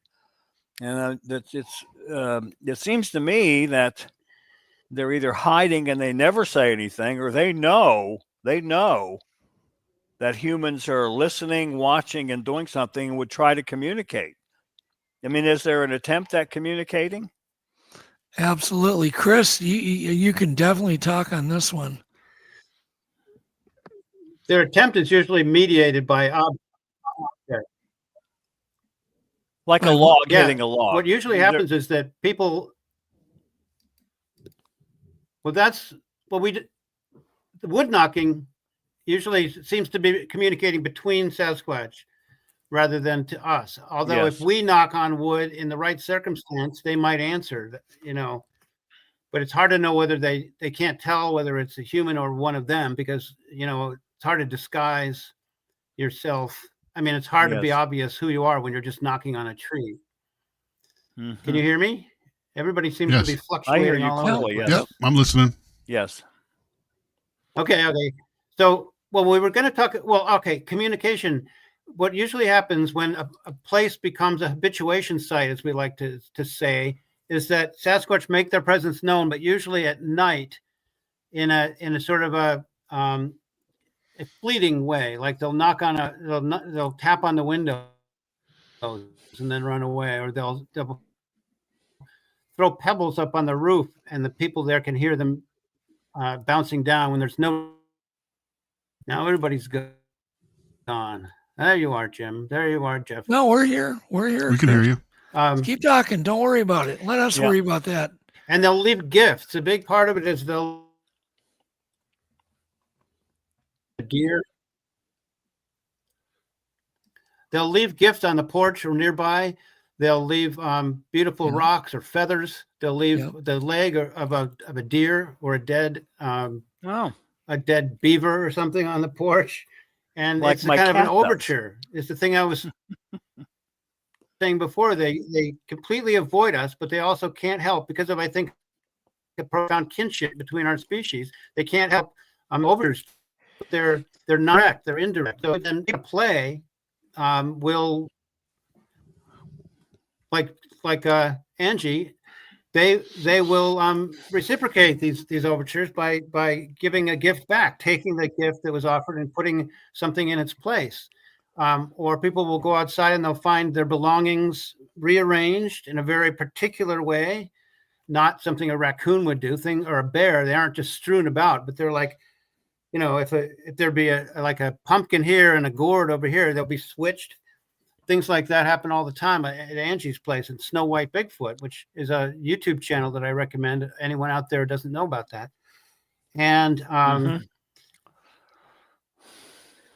so there seems to be a deep-seated desire to be in touch, but they can't do it in what we would consider a traditional social way. It's indirect. Yeah. I mean, one time my friend and contact. It's went outside. contact.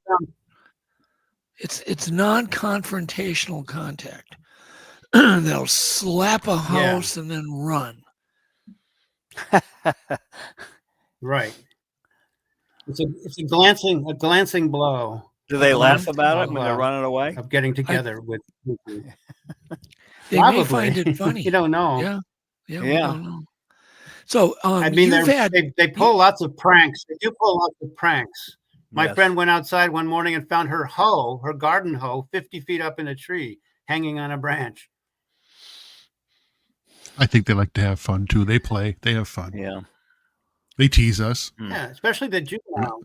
The juveniles do a lot, and they're the ones people usually see is the juveniles because they are a little bit less inhibited, and their fun engine sometimes outweighs their caution engine, and kids will see juveniles and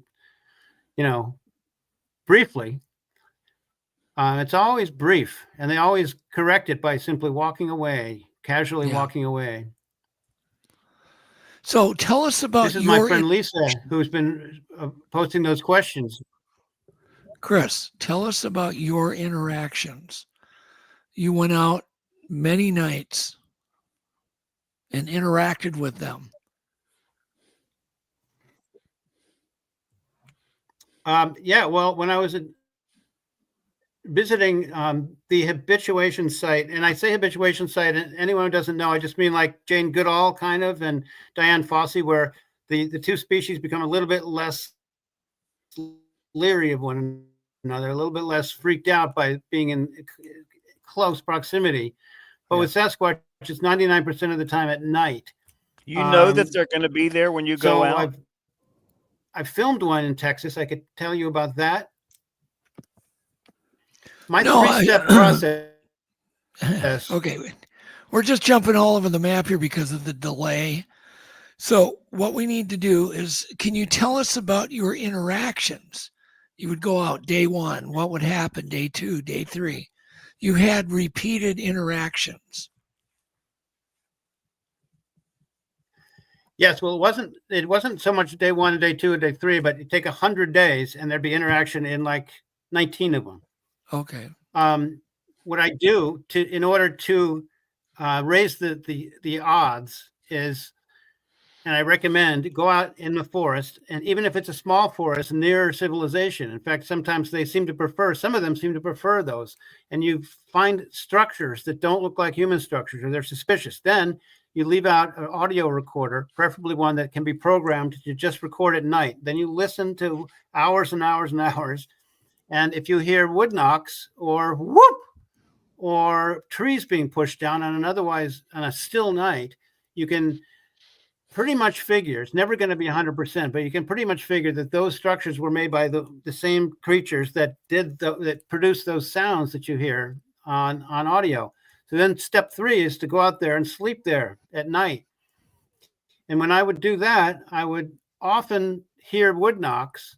I would often, 5 different times actually, over 100 nights, I had trees pushed down on still nights within 30 feet of me. One time it was like 15 feet.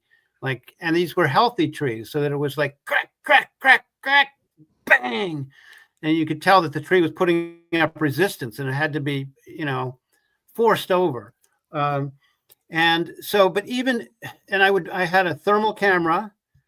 And one time, believe it or not, I had my thermal camera and I saw what looked like a likely suspect for one of these creatures, one of these guys. They're people, actually. They're kind of people. And then all of a sudden, there was a black piece of fabric. It seemed like a black fabric, just kind of over the lens, as though they had the psychic power to block the view. And a lot of people listening to this will say, "Oh, that can't be. That's bullshit." But they can do all kinds of things that you wouldn't think they could do. So that happened to me. That's an interaction. I filmed one from 7 feet away that some people don't think is a Sasquatch, but I know that it was, because I heard a wood knock on my way to it from that very same place. And I've sent you, Doug, to see if your son Blaine can make any heads or tails out of it and enhance it, and we'll just see what he can do there. I'm hoping that with AI I can make it clearer. See, it was midnight, and I was walking to my camping site, and I heard very light knock ahead of me, and then I walked in that same direction, and I heard a stamping on the ground. I stopped and I looked, and it was a full moon, so I could see pretty well, and I had a night vision camera, that just maximizes the light. It doesn't send out any beam, so it's passive, just like thermal is passive. And I was looking through the side thing, and I saw a black bushy presence in there. I said, hello. I was all nervous. And then it turned around and climbed up. It pulled itself up a tree with its front arms. And then, but I didn't know 100% because it was a compromised visual situation. I didn't know until I reviewed the footage that it was a Sasquatch. Later on in the encounter, it reaches out, grabs some food, and puts it in its mouth like that. And also, speaking of Angie, of Snow White Bigfoot, there's a part where the head appears, like even when I'm encountering it, it still is hiding behind the leaves of this apple tree. They always hide, even in the dark when they don't know you can see them. They hide anyway. But it's for a 4-second span of time, its head came out between 2 bunches of leaves. And you could see it looking around to kind of get a better angle on me down below. And Angie was able to, in Lightroom, enhance and light up each frame by frame of this sequence, and she could focus in on the eye. We could both see, and I think others can see the eye, the sclera and the iris and the pupil of the eye of this thing, even though I was probably by that point 20 feet away from it. So that was exciting. I also one time went into the ravine where I spent many years researching, this ravine not far from my house where I grew up. And parenthetically, I know you don't probably like parentheses, but if I'm fascinated by Sasquatch and it turns out that there's a bunch of them 2 miles from where I grew up, that helps me to extrapolate the fact that there's not 1,000 of them in the United States. Okay, close parentheses. And I went in the ravine one morning and I heard this coyote going off, like whoa, for a long time, just a single coyote. And then, damned if the coyote didn't come running down from the ridge above, down and stand right in front of me, about 50 feet away. And I was looking at it and I was filming it at the same time as this dark figure, a small 4-foot tall figure, was hiding behind a pine tree over to my left. And it seemed to me clear, and this is in my documentary, How to See a Sasquatch, it seemed to me quite obvious that they were working together, and that the coyote was distracting me because this juvenile had made the mistake of being caught by me coming in and not getting out of there. Or its curiosity, as we were saying before, its curiosity may have overtaken it so that it had to keep watching me. And so the coyote made it so that I didn't notice this, what I consider a juvenile Sasquatch.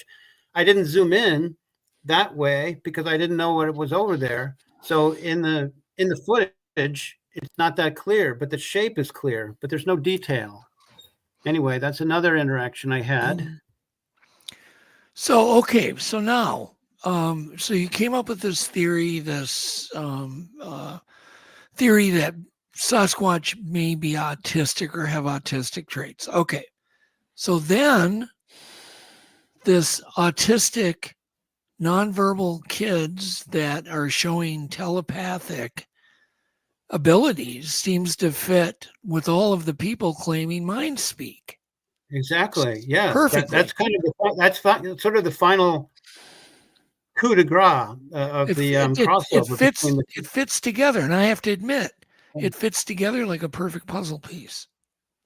And so I have a book out called Mind Speak, in which I was lucky enough to get 20 detailed, rich testimonials from people who have been having telepathic contact with local Sasquatch for years, sometimes for generations. And they're wonderfully detailed. They have hundreds of pages of them. And if anyone's interested out there in accounts of telepathic relationships between humans and Sasquatch, you are. I'll send you a copy. Just give me your address. Yeah, oh, that's awesome. Well, yeah. Okay, all right. But so, Jim, do you feel the things that Christopher explained, some of the traits, the autistic traits that Bigfoot may possess as gifts, makes sense? And this telepathic thing seems to fit. I've never been people tell me, hey, I get mind speak. There's not much I can do with it, so I just move on. I don't spend any time thinking about it. But this made me pause because I definitely have witnessed firsthand autistic behavior, the stemming, the obviously the structures, the swaying. I witnessed it with Yvette. We watched one right in my headlights of my car, 5 feet away, swaying back and forth and moving its arms like a hula dancer, just back and forth, including the little skirt that it had on. That's amazing. I would like to have seen that. It was crazy. It was absolutely crazy. Yeah. Well, we surmised that it was drying off because it was right next to the shore of a lake and a stream, and the wind was blowing. So we surmised it was doing that, but maybe it wasn't. I don't know for sure. We couldn't stick around long enough to find out. But my point is when things keep fitting together, they give you pause. They definitely make you want to see if other things fit. And when it does fit, it's kind of a wow, because it's quite hard to get, two random puzzle pieces to fit together. And so when things fit together as good as what, this new theory, definitely makes me go, okay, we need to investigate more. So let's talk about this. There's the stimming part we could go into a little bit. Let's go into that. Okay, let's go into the stimming, the self. I want to add that I really should be calling it a hypothesis because it's provisional. Yes. It's, right. Even theories are provisional. Nothing is 100% certain in science. That's why it's still called the theory of evolution. So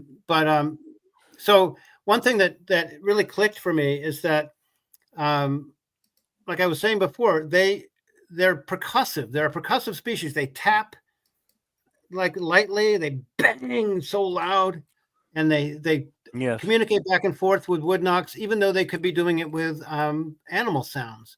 And I think that relates to me, that chimes with all sorts of videos and books I've read where autistic kids, savants and non-savants, are shaking their arms and drumming. Lots of drumming and percussion goes on in the autistic sphere. And I think that Sasquatch have it hardwired in them to percuss when they don't have to. It makes their presence like 1,000 times more obvious to us, their opponents in this ancient game of evasion. So unless you want to see it as just kind of teasing us and saying, here I am, well, here I am, no, I'm over there, which might be some of it. I think that, I think they have to knock on things. And I relate that, although it might seem a stretch to some people, I relate that to getting out the energy that they have, which is, when I have a video, a thermal video that I got in Texas called the Woodpile Sasquatch, and you can see the end of it, the end of its arm going like that at the end of a board behind a woodpile, and that seems to me to be like sort of nervous energy. Of course, in that case, it was right 35 feet from me and my friends at a bonfire, so it was nervous. But I think that autistic people describe it as feeling filled up with like electricity or energy, and they have to release it. So I think there's a crossover there. What do you think about stimming, Jim? What are your thoughts? Well, there's two parts to it. Let's say stimming from when I was younger and stimming lately. From when I was younger, I grew up in Virginia, Stanton, Virginia, next to Charlottesville. And my parents taught at the Virginia School for the Deaf and Blind. My dad was the coach. My mother taught dance and music. So my playmates, I was dancing with them, dancing with deaf and blind kids, playing music with deaf and blind kids, playing basketball, wrestling with deaf and blind kids. And we developed other ways of talking and knowing that each other was even there, related to humming and breathing. It was a big thing, and we didn't call it stimming then, but it was a part of my life for 12 years about all of that, and a natural thing. And my dad died, and my mom remarried a few years later, and we moved from Virginia to Connecticut. So it was a whole new thing, and I didn't really see things with autism until when I was in the music business, and I met Jimi Hendrix's girlfriend, Emily Rainbow Terrain. Rainbow Bridge was named after her, and Moody Blues said that she's the one that named them the Moody Blues. So she was right in there. She was autistic and an artist, and she would hum, fold her arms and hum and go, and it became a thing that everybody did. We weren't mocking her, but we found it was a thing we could do, and talk and make those sounds. And when only recently, what I just said was in the late 70s, early 80s.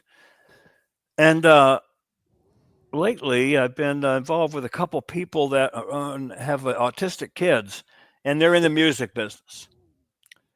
And we were, so I was the science research collector for them. Okay, I'll find some white papers. Stand by. I'll be back in a week or two with a bunch of stuff. So I called around and collected things, and I found some interesting papers. John Kennedy University, San Francisco, that there was a recording system for the parents breathing and stimming and recording it, playing it back for their child who was autistic, and they would go to sleep faster. No big thing. Wow, that's great. Yes, it is a big thing for parents to get their autistic kids to go to sleep mo faster, better, and in a gentle way, and not with pills. And so it really, that interested me, quite a bit. And I wanted to read more about it. So I called up the author of one of the papers to talk to her. Couldn't get with her, but it got one of her grad students that was a postdoc that was working with her. And how did they measure, and what did they do, and how did they use that to advance the life status of the autistic person? And it was to go from stimming to harmonica, to talking with the harmonica. It became a sense of inner meditating or talking to the other parents. They weren't sure. And I didn't go and live in the house to see everything that went on. It just really fascinated me a lot about humming and breathing and the whole condition of using breath. Well, we're working, I don't want to interrupt you, but I do ahead. want to mention this because Christopher may not be aware of this, but me and David Ellis right now for Legend Meets Science are working on a humming, because we're getting so many recordings from people that recorded this strange hum in association with Sasquatch sounds. That's fantastic. And that fits right in, Christopher. Does it seem like an organic sound or something just coming out from nature? It sounds, it goes right through you, this humming. If David pops in, I know David's in the audience, but we've got a massive recordings of these hums, and I would say they're closer to hummingbird wings, kind of a hum, like an insect, kind of it's very distinct though. Purposeful. Yeah. It's very purposeful. Like a humpback whale. Purposeful. It's we call it the Bigfoot purr, the Bigfoot hum. We don't know what to call it yet. But what we are finding is consistency. And we're finding evidence that goes back 100 years on this, that it's never been brought to light. And the more people the more people we talk about it, the more people are reporting it and saying, we recorded a whole bunch of this weird humming, and here's the tapes. And they're sending it to us, and we're analyzing it and comparing it. And that fits new in. to me. So that like fits audio in. spectrum, like voice prints, sort of. I mean, that fits into what Jim was talking about. Just hang on. It fits into what Jim is talking about from something that he experienced with autistic people, or from many years ago. It fits in so many ways, and it's so interesting. Could be coincidence, but we're working on it. And that's why we're all conversing tonight. It's important. We're communicating. Have you ever heard any humming? Written. No, this is new to me. This is great. We found written so now there's reports. 13 an example. Connections. Okay, an example. 1800s. Or like 1926, a woman hears humming. She expects to see a hummingbird. She looks up. It's a Sasquatch with her infant standing there, but she expected to see a hummingbird. Those are I the love kinds all of- these messages, Wow, by the great. way, that your viewers are sending us all these messages. I'm reading every single one in here. Oh, and yeah. It's a really good Oh, we've thing. got a great Not that audience. I'm not I love our listening to audience you so fellas. much. Yeah. So then people all good. report, and I Lisa, just Lisa, have you got any humming? I think Lisa, my friend, who I could play you a few minutes of her audio of the speech, the conversation that she recorded a couple of years Go ago. ahead. But I'm asking Yeah. her now. Well, yeah, I would have yeah. to go to Dropbox, and it would take me a minute to find it. But And Lisa out David, there, if have you gotten any um, humming in your recordings? I forget. I've recorded it myself up at Snellgrove. Other people have recorded it. Obviously, it's coming in from all over. There's another gentleman that just joined that he was the one that we got the idea from. So it's not humming like a human's humming a song. The idea of the humming? Yeah, it's not like a song. It's just this very direct hum. Mm-hmm. So it's Like quite a interesting. like humming a new flavor of ohm. Yeah, basically a frequency that comes and Yeah. it's obviously goes into the Yeah. infrasonic range, but it's Mhm. above the infrasonic range also. And so I owe a lot to Tristan Caillou right there. I owe a lot to him because he was the first one that made my light bulbs go off. And then ever since then, it's been an explosion. And so it's going to be part of Legend Meets Science. Yeah, it's really interesting. We recorded tons of it up at Snellgrove. So, anyhow, so it was just interesting. So something more to think about. But have you ever heard it, Christopher, in the field? No, I don't think I have. I should have, but I can't remember it. I pay attention to other things. Like I think that I think I'm one of the first people to put out. You've sort of discovered the humming, even though you know others have. But I think I've sort of discovered this popping sound they make with their mouth. And both Tom Powell out in California and Lisa, my friend in the Adirondacks, and I have recorded this, especially when it seems that there are young ones around. It goes like, or just, and it's not a wood knock; it's a popping sound with the mouth. And this is also another reason that I know it was a Sasquatch in the apple tree, because it made that sound, and it didn't make, say, porcupine sounds, which is what people sometimes think that I recorded. Anyway, yeah, it's fascinating to find these little, and then you can use them as keys to know what you're listening to. If you hear that sound and no other animal, except in your case, a hummingbird, in my case, I don't think anything, animal makes that sound, then you know that whatever else you're hearing, it's a Sasquatch related, because you hear like, yeah. So I love that it's sound. really, like you're unlocking something. So, okay, well, let's talk about that sound for a minute, because Jim is a frequency expert. Is that sound of like kind of a wood knocky sound? Is that a soothing sound? Does that do anything? Does that bring back any memories of some research you've done years ago, non-related to Bigfoot? Tongue knocking is an easy one to do. Right. Babies learn that. It's one of the ways to teach deaf kids how to make sounds. You go and you move their tongue back and forth. Okay. And then they can do it, and they can feel it, they can hear it. I was amazed by the fact that Helen Keller was blind and deaf, and she learned how to talk and write and do all those things that humans shouldn't be able to do if you're deaf and blind. But look at what happened. So there's that communication potential between Sasquatch and humans that is a part of human development.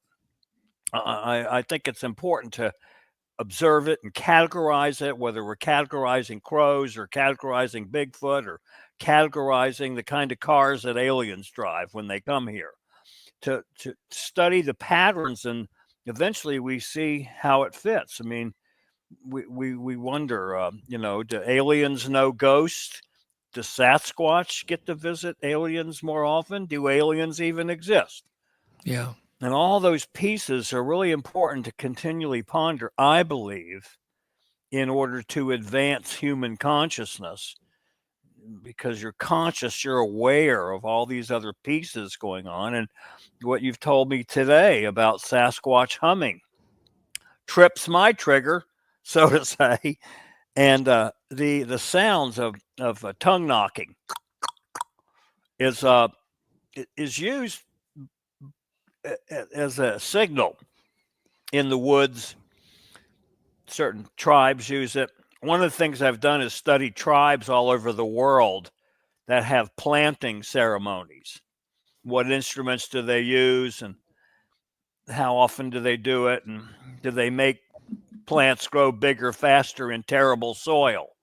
That's the condition. And what are the similarities to all of that in sounds in nature? And tongue knocking is one of the first forms of communication, probably when humans were first learning to talk. Things that they were saying and doing to each other, it was humming and then tongue knocking.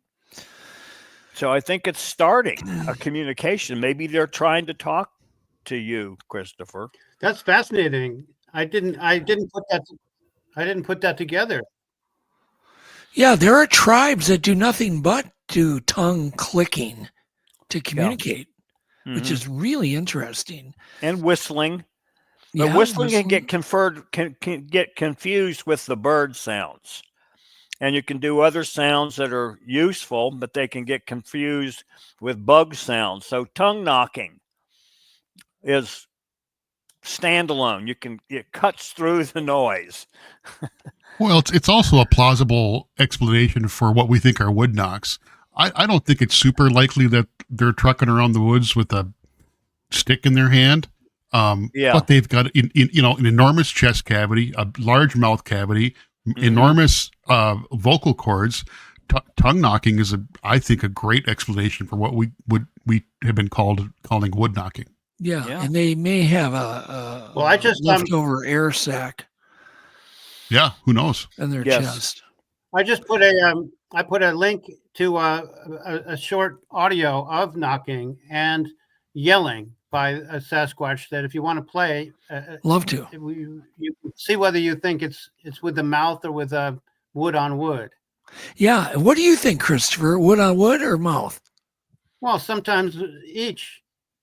There's so many knocking recordings that I've made and heard in person that there's no way they're the mouth.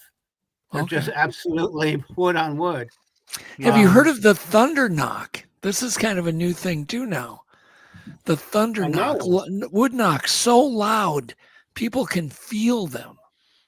Oh, I've had that. I didn't know it was called that, but that makes sense.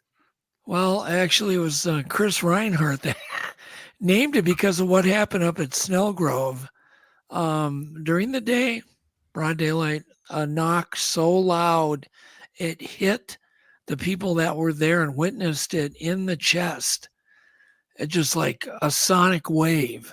It was so loud.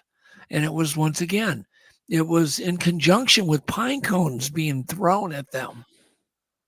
So once again, you don't just have the knock. Right. What throws pine cones? Right. Yeah, horizontally. Yes. It's a tough one, especially in the day. And then they heard this big knock, which almost seemed supernatural. It was so loud. Well, the way if it they was described that loud and it shook their chest, maybe it was vocal, because that's hard to believe. It would be just a limb against a tree trunk. But why don't you cue up that audio? Let's do that. See what we think. Where did you send it to? Messenger? To the chat. I could do it in Facebook, but I sent it to the chat. Oh, you sent it in private chat. I see. Give me 1 second here. We'll get this going. This was recorded by my friend Lisa Fine in the Adirondacks, and this was 3 days before the long conversation. This sort of seems to me to have been what announced the get together, because 3 days later we had hours worth of shouting and conversation and knocks and yelling. It was amazing. I could play that for you too, but start with this, and then we may not have time for the other. Keep talking. I don't have Dropbox, so I have to I got to set this up real quick. Doesn't it just automatically? I don't think you have to have an account. Just click it. It's a link. I think it'll Just click and open. Click it. Yeah. Click it. Double I'm trying click it. to. Oh, here we go. Okay, so how do I? Okay, let's see here. I'm doing something new. Give me 1 second. I'll talk while you do that. So there's a thing called echolalia, where lots of times people with autism will repeat back something that just was said to them, or delayed echolalia. Well, they'll watch a movie 100 times and they'll have memorized these lines from the movie and they'll say them just all the time later. Okay, I think I got it ready here. Okay. Yeah, we're going to talk more about that too. All right, go ahead. Okay. Let's go all night.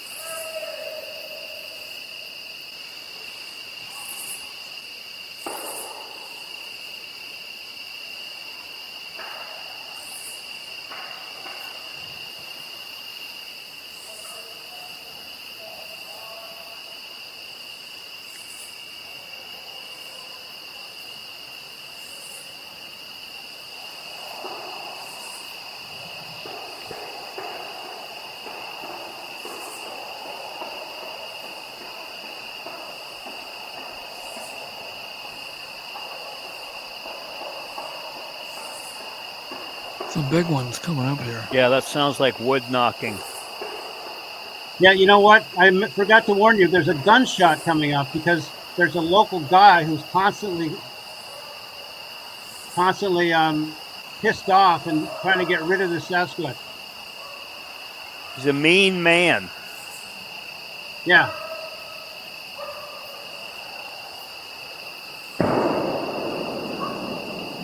That was a gun. That's not a wood knock. It may have been a power knock or one of those thunder knocks. Instead of running away at the gunshot, this male Sasquatch just doubles down on the knocking. It may have not been a shotgun, Chris. We'll talk about that. Oh, it was, because she has lots of recordings of this man yelling, and he gets all drunk, and his dogs bark, and he shoots his gun off.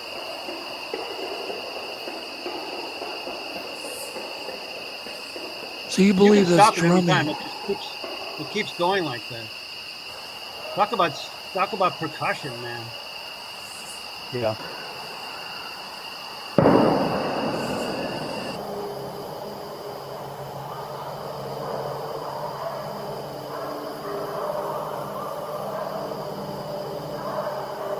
I think that's the guy's dog.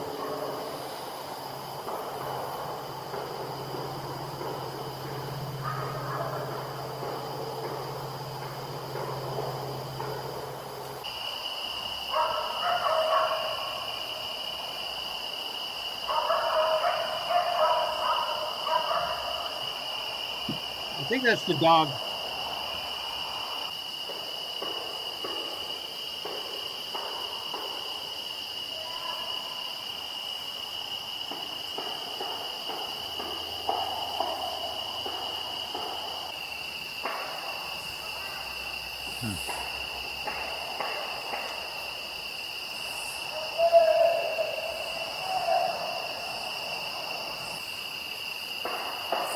What's that guy so mad about? I think that Chris believes that's a Bigfoot yelling and doing all. No, these the gunfire. Is that still the gunfire, or is this some other dog. knocking?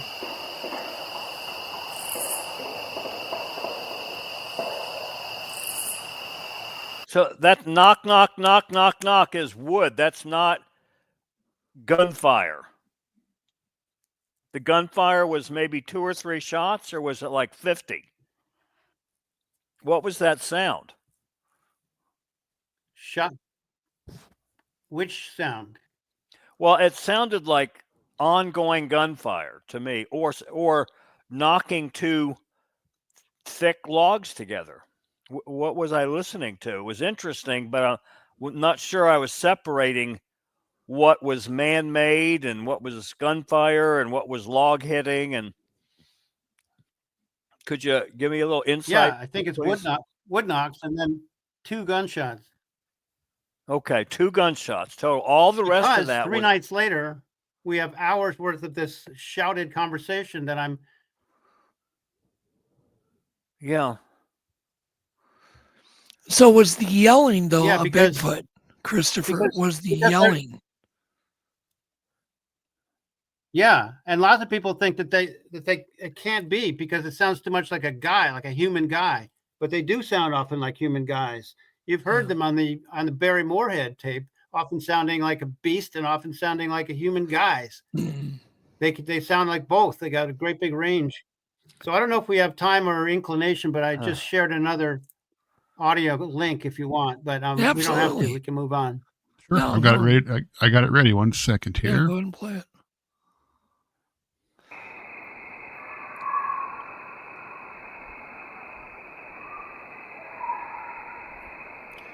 By the way, this goes on 3 hours this night, and you never hear an English word.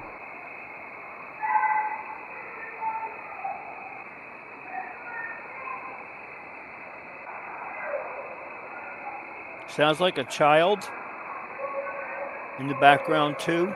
I think Is there's that females, there's men and women, and maybe children. It's a big convention.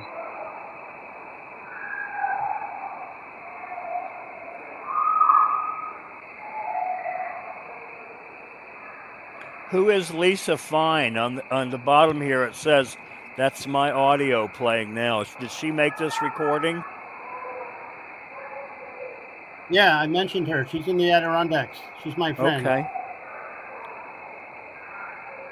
Very good.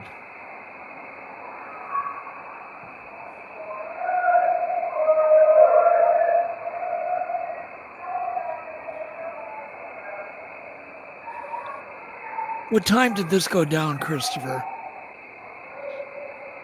It was from about 10 o'clock to 2 o'clock in the morning. Okay. A year ago, August.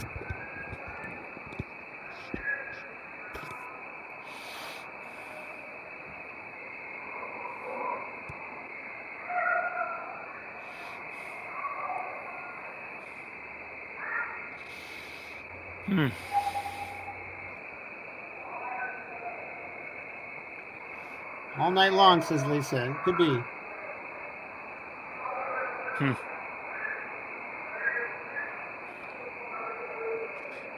Yeah, the actual verbal part of it sounds like gibberish. Yeah, exactly. And that's what people report. We've read hundreds of reports of people saying, well, it kind of sounded like language, but I couldn't quite make it out, they say. Well, it has been said that the sounds that stimulate plants sound vaguely familiar, but people can't quite figure out what it is. Well, there's a connection. That's cool. Yeah.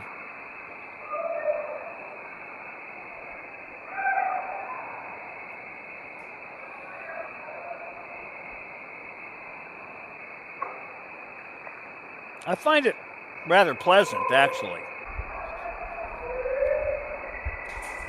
Like That's sitting up on the hill looking at people having a good time down in the lake. Yeah, exactly. There's the lifeguard. Hey, kids, come on, get back in here. Have you ever studied the Sierra sounds, Jim? I have not. You need to. You need to do that. Are they Sasquatch sounds? Yeah, we'll get them to you. I'll get I've those to studied you. no Sasquatch sounds. Well, we need to get those to you, and we need to get you some information on those. They were recorded in the 70s. It's basically this kind of sound, only within 20 feet. Yeah. Whenever possible, Much clearer, yeah. It's better to keep sounds recorded in analog or tape format. Once they've been transferred to digital, they've been quantized, they've been chopped up into 40K, 48K, 1,000 times per second. It's better, even though there's a little bit of tape hiss. all of the sound, all the analog sound is present. So it's always better to go back to the original tape, like photographic film. It's higher resolution, believe it or not, than a digital camera. Resolution only in that case. Anyhow, it'd be good to hear some of these. That's why vinyl records sound better too. What was that? Jim, that's why vinyl records are still the best sounding music. Yeah. Nothing sounds as good as vinyl. I love that. Yeah. Oh, I love vinyl. I could talk about that for hours. Okay, that's enough, Jeff. Okay.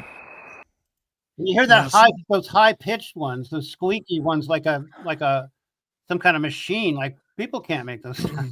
Anyway, I sent that to Scott Nelson, which Jim, you should be also listening to Scott Nelson's talking about the Sierra Sounds once you listen to the Sierra Sounds, because he's a crypto linguist with the Navy for many years. Oh. And then he came upon these recordings and is the one who substantiated the fact that it's a language. Yeah. And I have several interviews with him. I can link you to. Yeah, I would like that a lot. Yeah, you'll love it. I sent that to him, and he said it might be the best since the Sierra Sounds, and he was going to try to transcribe it like he has with the Sierra Sounds. He's transcribed it into phonemes and morphemes, but he hasn't been able to so far. I don't think he's going to be able to. I don't think it's clear enough for that, but he did like it. Anyway. All right, let's talk about telepathy. What are the mind-blowing? Just hang on, Chris. I'm going to send you the following thought bubble. I can't stay awake for that much longer. Oh, did you receive it? I didn't say that out loud. Did you think I said that out loud? Yeah, I got it telepathically. You got yeah. So, okay, what are the mind-blowing things that Kai Dickens has uncovered with this film?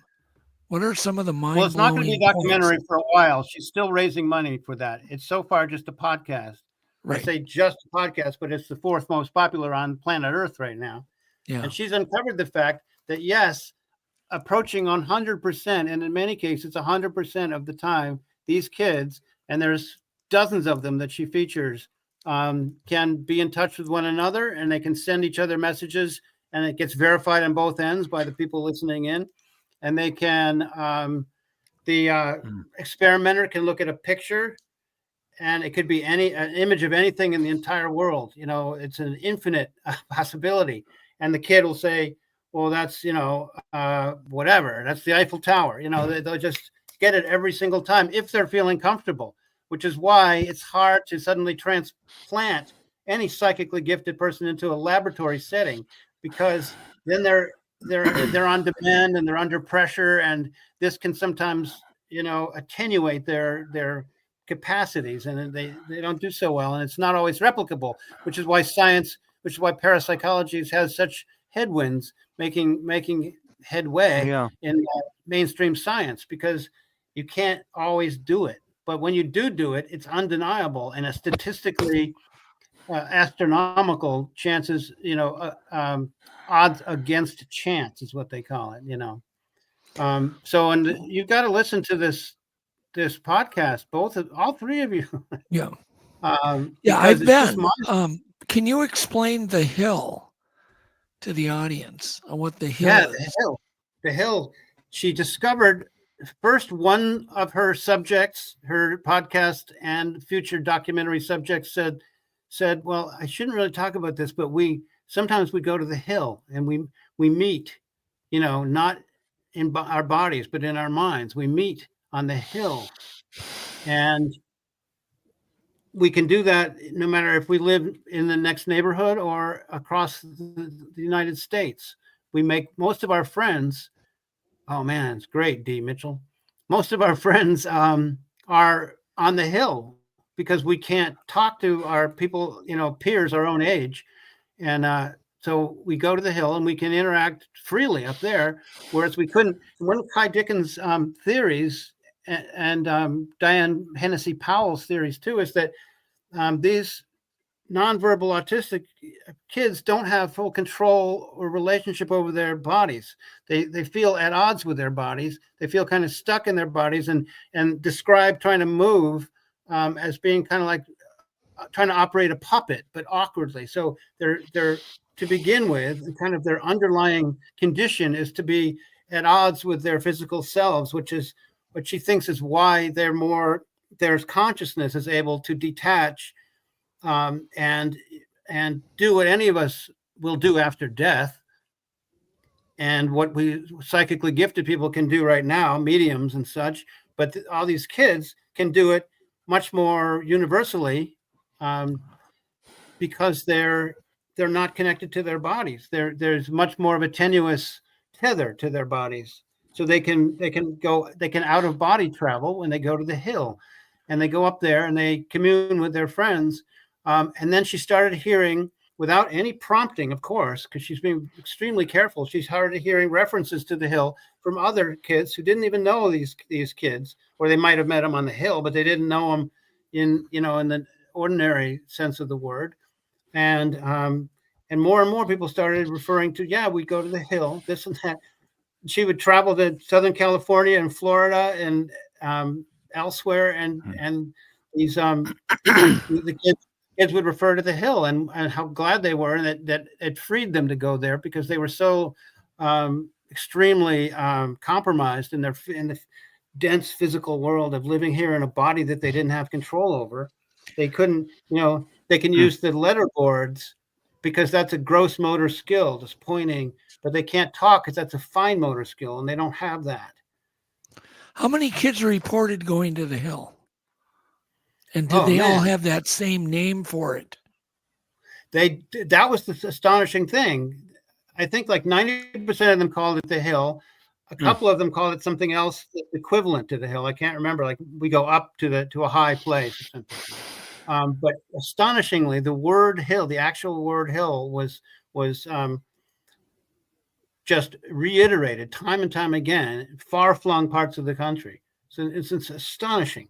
And it just is, to me, it's a laying bare of the sort of veiled reality that some of us who study this stuff already kind of understand, but can't do it ourselves. It's a laying out there for all to see the fact that we're consciousness, kind of briefly embodying ourselves in this meat suit, and we're basically consciousness. We're or spirit or soul. Yeah. It's sort of interchangeable, I think. And go ahead. And what makes you think that Bigfoot are psychic? So let's try to explain that. I think what makes me think so is all the reports of mind speak, and the fact that I was down with my friend in Texas who was able to be mentally in touch with a female Sasquatch nearby. I was very skeptical going into it, and then gradually more and more confirmations occurred. One time in 2011, I went down there and I brought with me a laminated photograph of my yard in Vermont, my front yard, because I just wanted to share that. And it was all really green and lush because it was in July, really, really lush. And I went down to Texas in July, and they were having a historically bad drought. Everything was completely desiccated and brown.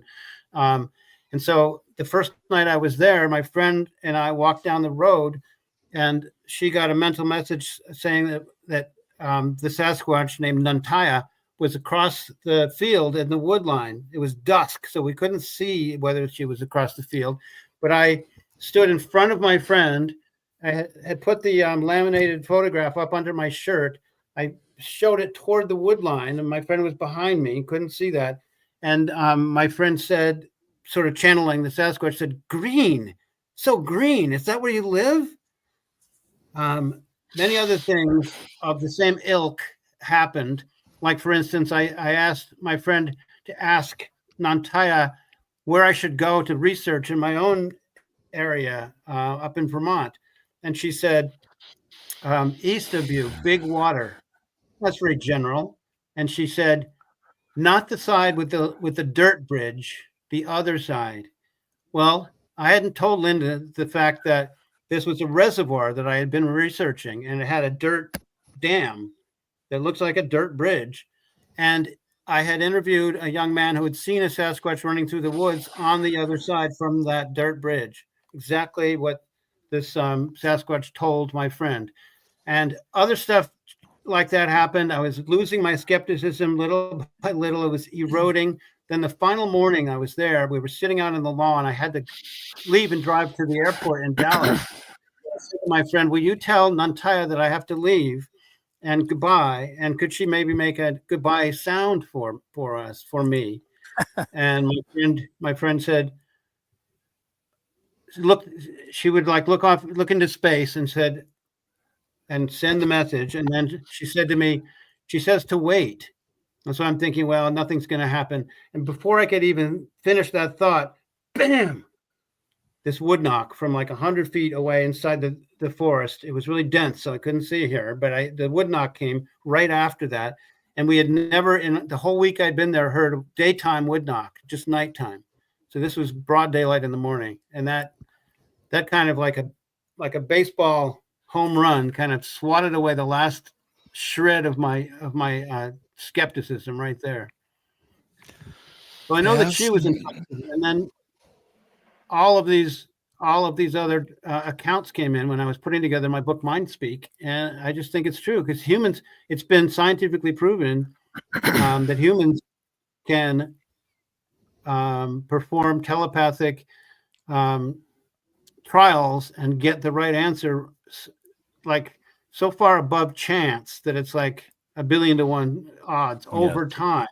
But it's statistically significant. Like if you have 4 pictures and you're trying to send which picture it is to someone down the hall in a like a lead lined room, so that they know there's no electromagnetic communication, that chance will allow them to get it 25% of the time. But over thousands and thousands and thousands of trials over decades and various at Duke and at Princeton, they've had 32% hit rate.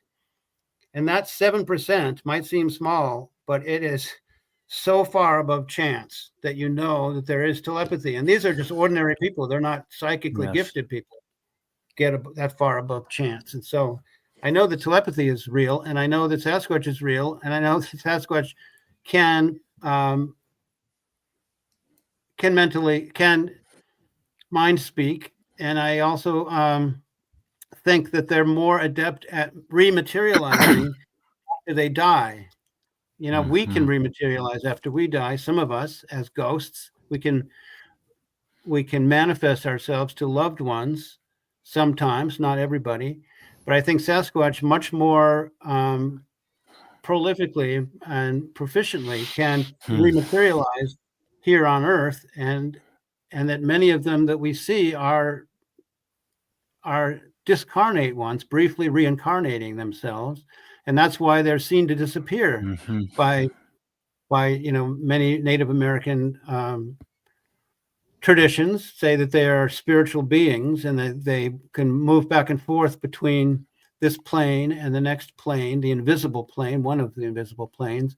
And my hunch is that it's not the flesh and blood ones that are disappearing, but it's the dead ones that are reappearing, and so that they can commune with their family and their friends and their companions who are still alive.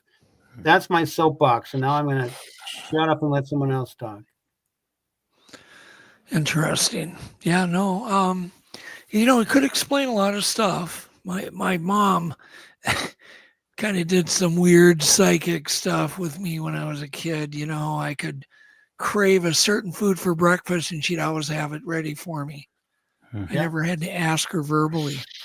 It was so weird because it was like I would even test her, I wouldn't tell her. And it was weird. And I said, well, how do you read my mind? She said, I don't know. It's just, I know what you're thinking. I'm like, okay. Right. Parents you could never do anything naughty, and they always knew. Something, I know. Something bad on Halloween, they always knew. Part of that is just parental intuition, but some of it is real telepathy. I think so. Well, once you listen to the telepathy tapes, you'll understand that it's an absolutely real faculty that we have, and we've probably lost over time, most of us. Yeah. But the Sasquatch still retains, and so do these nonverbal autistic kids, and so do many other kinds of people. Yeah. And anybody can duck out, including you, Christopher, anytime you can't take it anymore. But Jim, you were involved or knew about some Harvard studies on telepathy. Yes. With even autistic kids or something. Yes. Do you want to tell us about that? There's one before that is also relevant, and that's from the 70s. Back before I knew how to properly manage relationships, I was married once in 1979 to 1984. I was married to Duke University's Rhine Laboratories psychic target, Gail Ruth Geiger Conley. And she was a ward, so to say, of Andrei Puharich, and worked with Uri Geller in developing the cards that were used for psychic prediction in the Rhine Laboratory. And she worked there from then till she retired, I believe, probably only 3 or 4 years ago. Stayed there for a very, very long time. And when we were married, I was in the concert business. And when I would come back from doing shows, she would frequently be in, quote, trance state. And in the 70s, I wasn't used to that yet. Trance state medium, trance state channeling. Her voice prints were different. Rhine Lab did photographs of her face, and the muscle tissue would change, and she was a different person, always by intention, never interfering with anyone's free will and what she was saying. But there were some things that we would talk about just because, I'm never sure if she's in my head. Is she in my brain? And not that I was afraid of that, but I was concerned about that. Because I didn't know that anyone could do that. And over the period of the years, we each developed our own purposes in life, and it was no longer necessary or useful for us to be married. But one of the things that I discovered from her in the last week that we were married is she said this. She said, if there's no such thing as telepathy, a lot of people are praying and no one's listening. Kind of struck me as a strong unification between humans and telepathy and prayer and higher consciousness and the probability of higher beings, God force being, and how is all that connected? So if this telepathy is going on with extraterrestrials and humans and Sasquatch and humans, it's going on everywhere. It's going on between everything. Life force energy, prana, orgone energy, Wilhelm Reich talked about. There's something's going on there that is an important thing to connect with all life force and all beings, conscious beings, whether they're big and furry and do clock knocking, beat on woods, hum, fish, swim, whales, whatever it is. And it's all an important part for human expansion, I believe, is to assume that the telepathic part is true. Do it. Just do it. The Monroe Institute still teaches it in a very profound way to this day. I really want to go there, man. That's one of my aspirations, is to go to Monroe Institute. Started by Robert Monroe. People may not know, who was the first to really popularize out-of-body travel in the early 70s. Yes. And Jim McGonigal is there now as a trainer. He's like the greatest remote viewer Yeah. ever. One of them with Ingo Swann. Well, anyway, Yeah. I think that the consciousness is a universal field, and that each of our individual consciousnesses is part of it, and that's why some people have a wider bandwidth, and they can resonate with more of that universal field than others can. You know. Well, and give me some of that. Yeah, me too. I've been trying. But I don't Yeah. meditate. I don't have the discipline to meditate, so that's why I keep myself back. Yeah. I remember this line from the poet Rumi. He says, not just the drop of water in the mighty sea, but the mighty sea in the drop of water. Ooh, And I feel that's what each of our consciousness is, like that drop. Mm-hmm. Jim, I'm gonna go. I have to go to bed now. I have to go to bed because the time difference is really weird. It's 3 a.m. here. Can you believe that? What? Oof. I'm in Tasmania. No, I'm kidding. It's only 20 of 11 in Vermont. I like Tasmania. I've never been there, but I think I like able to edit out all that beginning. No, it was live. Yeah, but when it gets, can't you edit? Give me the file and I'll edit it out. Oh my God! I don't want it people just is what it is. tomorrow to have to live through that. But you both have great signals now. What happened? I don't understand. I think it was a drone going over. Could be. I don't know. You swear to God, we were being blocked. You know, you guys were not allowed to go on. I thought it was just me. I was happy that it was Jim too, because it wasn't just me. Yeah. I think something was after us. Well, we prevailed. The good give guys up. win. Sorry, I interrupted you. No, you didn't give up. Yeah. Yeah. Well, anyhow, yeah, we came through. We can end this anytime. I'm just so fascinated with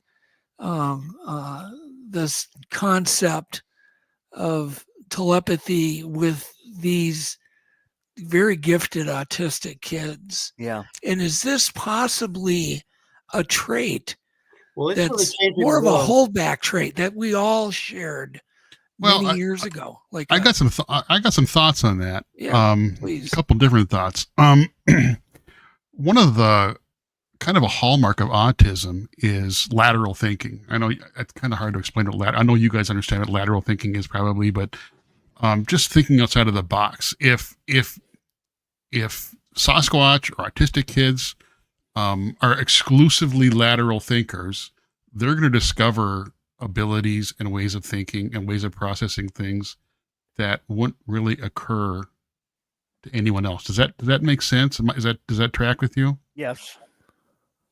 I've never heard it before, but it makes sense right now for the first time. Well, I'm sorry, Chris, what did you say? I don't know what I don't quite understand what it would be like to always be laterally thinking. I don't know what that would be. Well, maybe that's what autism is. I mean, this is just an idea that occurred to me while we were talking. I mean, I'm a really strong lateral thinker to the point that sometimes things that are obvious to most people just bewilder me because I just don't come to the same conclusions that most people do. So I understand lateral thinking really well, and it kind of what it can let you do. I generally come up with solutions that are really out of the box. So I don't know. I mean, that's just something to think about. And another idea I had, and I bet Jim could articulate this much better than me. Jim, you're familiar with experiments with teleportation, and I don't even people might not even know this. Scientists have teleported things. Now it's on a very small scale, and essentially all it is replicating an atom somewhere else. You know, taking an atom and you know what I'm talking about, Jim? Are you familiar with those experiments? The experiments were actually transmitting the shape, like making a hologram. Yeah. And sending that by radio wave, for example, and reassembling the hologram on the other side, and then collecting up the atoms on the other side. Yeah. Haven't really moved the object. We've moved the conditions of the object. Exactly. And what occurred to me, just as we were talking, that could possibly be an explanation of telepathy. If that's something that somebody can do biologically, if I have an idea in my head, and however it's chemically, atomically in my brain, if I can somehow with frequencies, resonance, whatever, get that I'm not going to physically transfer something from my brain to yours, but if I can get that same hologram in your head, that's essentially what telepathy is. Maybe I'm kind of going off a little bit, but it's just an idea I had while we're talking. Does that resonate with you at all? Yeah, it does. And until someone brings us the handbook and says, here's the full explanation for what that is and how it works, I like any explanation that was well thought out and delivered succinctly, and you just did that. Oh, thank you. So I like it. Thank you. All right, I can talk about this kind of stuff all night. My brain's always going. Anyways, I just an idea I had. I mean that could explain telepathy. It could explain autism. I don't know. I think there's an infinite number of frequencies in the field of consciousness that our individual minds partake in, and I think that when you do remote viewing, like Joe McMonagle and many others, you're not actually going to China to look at the fountain in town square. That fountain has its own frequency within the vast, probably infinite field of consciousness, and you're just able to attune to it. So it's as though that fountain is right here as much as it is 5,000 miles away. Yes. You're just able to attune to somehow your drop in the mighty ocean I think it's like this. The drop in the ocean that is your consciousness is a microcosm and contains all information. You have access to all information that is in the microcosm, in the macrocosm. And some people have the talent or the ability to attune themselves to it's the bandwidth thing again. It's a wider bandwidth. And this is why, well, I'll go on and on. Well, and related to microcosm versus macrocosm, there are so many examples in nature and science of things at very small scale and very large scale being mirroring really similar. Like, really, really similar. It's bizarre. Like, I don't know how to articulate it better than that, but you know what I'm talking about. It's the consistency of how things work at the very small scale and the very large scale it's remarkable. Yeah, I mean, you can take things like our freeway systems mimic the arteries in our body. Yes, it's a good example. The police act like the immune system. Yeah. Yeah. You guys remember the same patterns.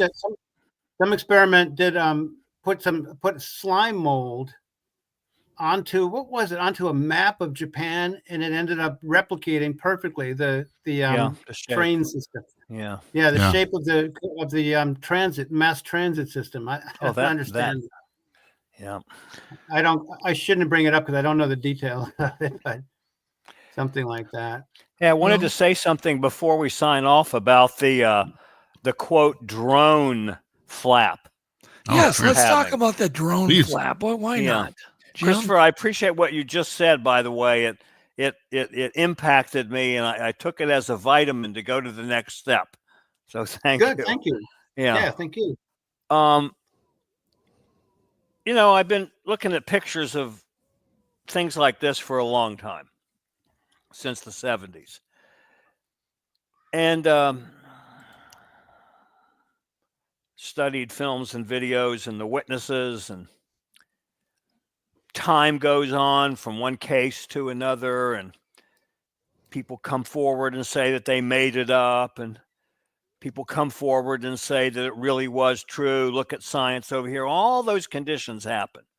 So when you look at things like this going on, I compare it to trends of what has happened before. And unmanned, non-human intelligence driven flying machines don't behave like these quote drones. They behave different than that. They don't look like this. I don't know who decided to call all this drones in the first place, but some of them are drones. But the way that the press and the media is handling it, it's like it is a psyops that's directed. Here, we want you to say this, and want you to say it big. We want it to come on strong, and we want you to deflect the other news that really matters right now. We're not going to talk about the new government, the budget, all that. We're going to talk about, in the big three, we're going to talk about the New Jersey drones every single time. And you know what? None of that shit matters to what we're doing. Smoke and mirrors, all misdirection. Yes. That could very well And be. it's going to turn out that it's for something else. If it really was going to hurt us, whichever government is in place, the new guys, the old guys, the guys coming up, whatever, they will step forward no matter how corrupt they are or aren't, and do little things like protect us from an invading alien army. Okay. And that's not what's happening. I don't think so. So if they're going to cook us and eat us, they're going to do it later. But I think they're not going to save us. They're not going to cook us and eat us. I think it's not aliens. Look, if the aliens didn't want there to be a cover-up, there wouldn't be one. The whistleblowers could be as mad as they want because we don't have witnesses doing congressional hearings. We have whistleblowers who were not allowed to get at the real stuff, and they're mad about that. We're going to get to that real stuff. We're going to have congressional hearings, and the Congress is going to get at it. No, they're not. None of them are going to be able to get at it because a long time ago, something went on. And our government, the world governments, can say whatever they want. So you don't think Extraterrestrials come any? here. So Jim, you don't think any of the drones or orbs that are being seen now are from another world? No. They're all they're not. ours, military. Yeah, and if they were, our government would have known the first 20 minutes that it was happening and would be communicating with us differently. I don't So think I that think our that government if knows it how to comes, deal with that. say that again. Go ahead. I'm sorry. Go ahead. So I think that it's important to consider the things that really matter and trying to figure this out. Whoever really knows is going to tell us eventually. Do we really need to know right now? If people would need to know. Somebody else is going to have to tell them, because no investigation that any 100 of us would do is going to be able to dig up what it really is and put it out on the media. And it's so important that it's probably something like one of the stolen Ukrainian atomic weapons that was sold to somebody who sold it to somebody who's an evildoer, is a bad guy that has smuggled it into the United States. It was found out, and these things are flying around all over the place looking for the radioactive footprint. Yeah, and they can sniff Yes. radioactivity from a long ways in a seal. For instance, if you had a tiny bit of radioactive material in a truck and you tried to drive that across the border, you would get caught, because they have sniffers along the highway looking. They're hidden, and they know exactly what type of radiation it is, and they'll stop you. You'll get pulled over. Yeah. The reason I don't. Sorry. No, finish. The reason I don't think it's that is that these things are being seen in 12 different states. They all have the same description of the red and green blinking lights. They sometimes morph from orb into the red and green blinking lights. They're seen in other countries around the world. If this is a sniffing operation, it would have to be being done in far-flung parts of the world. It's not focused. It's not concentrated. If it were just in New Jersey, I would think maybe it's the case, but it's almost ubiquitous right now, and it's increasing. There have to be thousands and thousands of these high-tech drones up in the sky at the same time, because every day thousands of people are seeing them. Yeah, Jeff, there was one or two or a bunch of them up by you, up at the Arsenal. I didn't see it, but right over my house. Yeah. Yeah, a neighbor reported it 25 feet above Jeff's roof. Yeah, I live very close to a federal an ammunition plant. So and it was cited by multiple people flying directly over my house, and then hovering over a large federal ammo plant. And I do want to mention. Years, no, I'm sorry. There's this huge delay, Chris. It's driving everybody crazy. Sorry. Go ahead. For 70 or 80 years, they've been particularly interested. These visitors are in our nuclear, absolutely, and sites. And so I think that is a whole nother discussion. But I don't think it's suddenly them looking for a warhead. Again, I don't think they'd have these bright lights. I think there's something about a display going on in order to flex and in order to make a point. I don't think it's some clandestine effort. It's the opposite of clandestine. They're making themselves utterly obvious, in the sky in order to alert the public rather than to keep anything secret.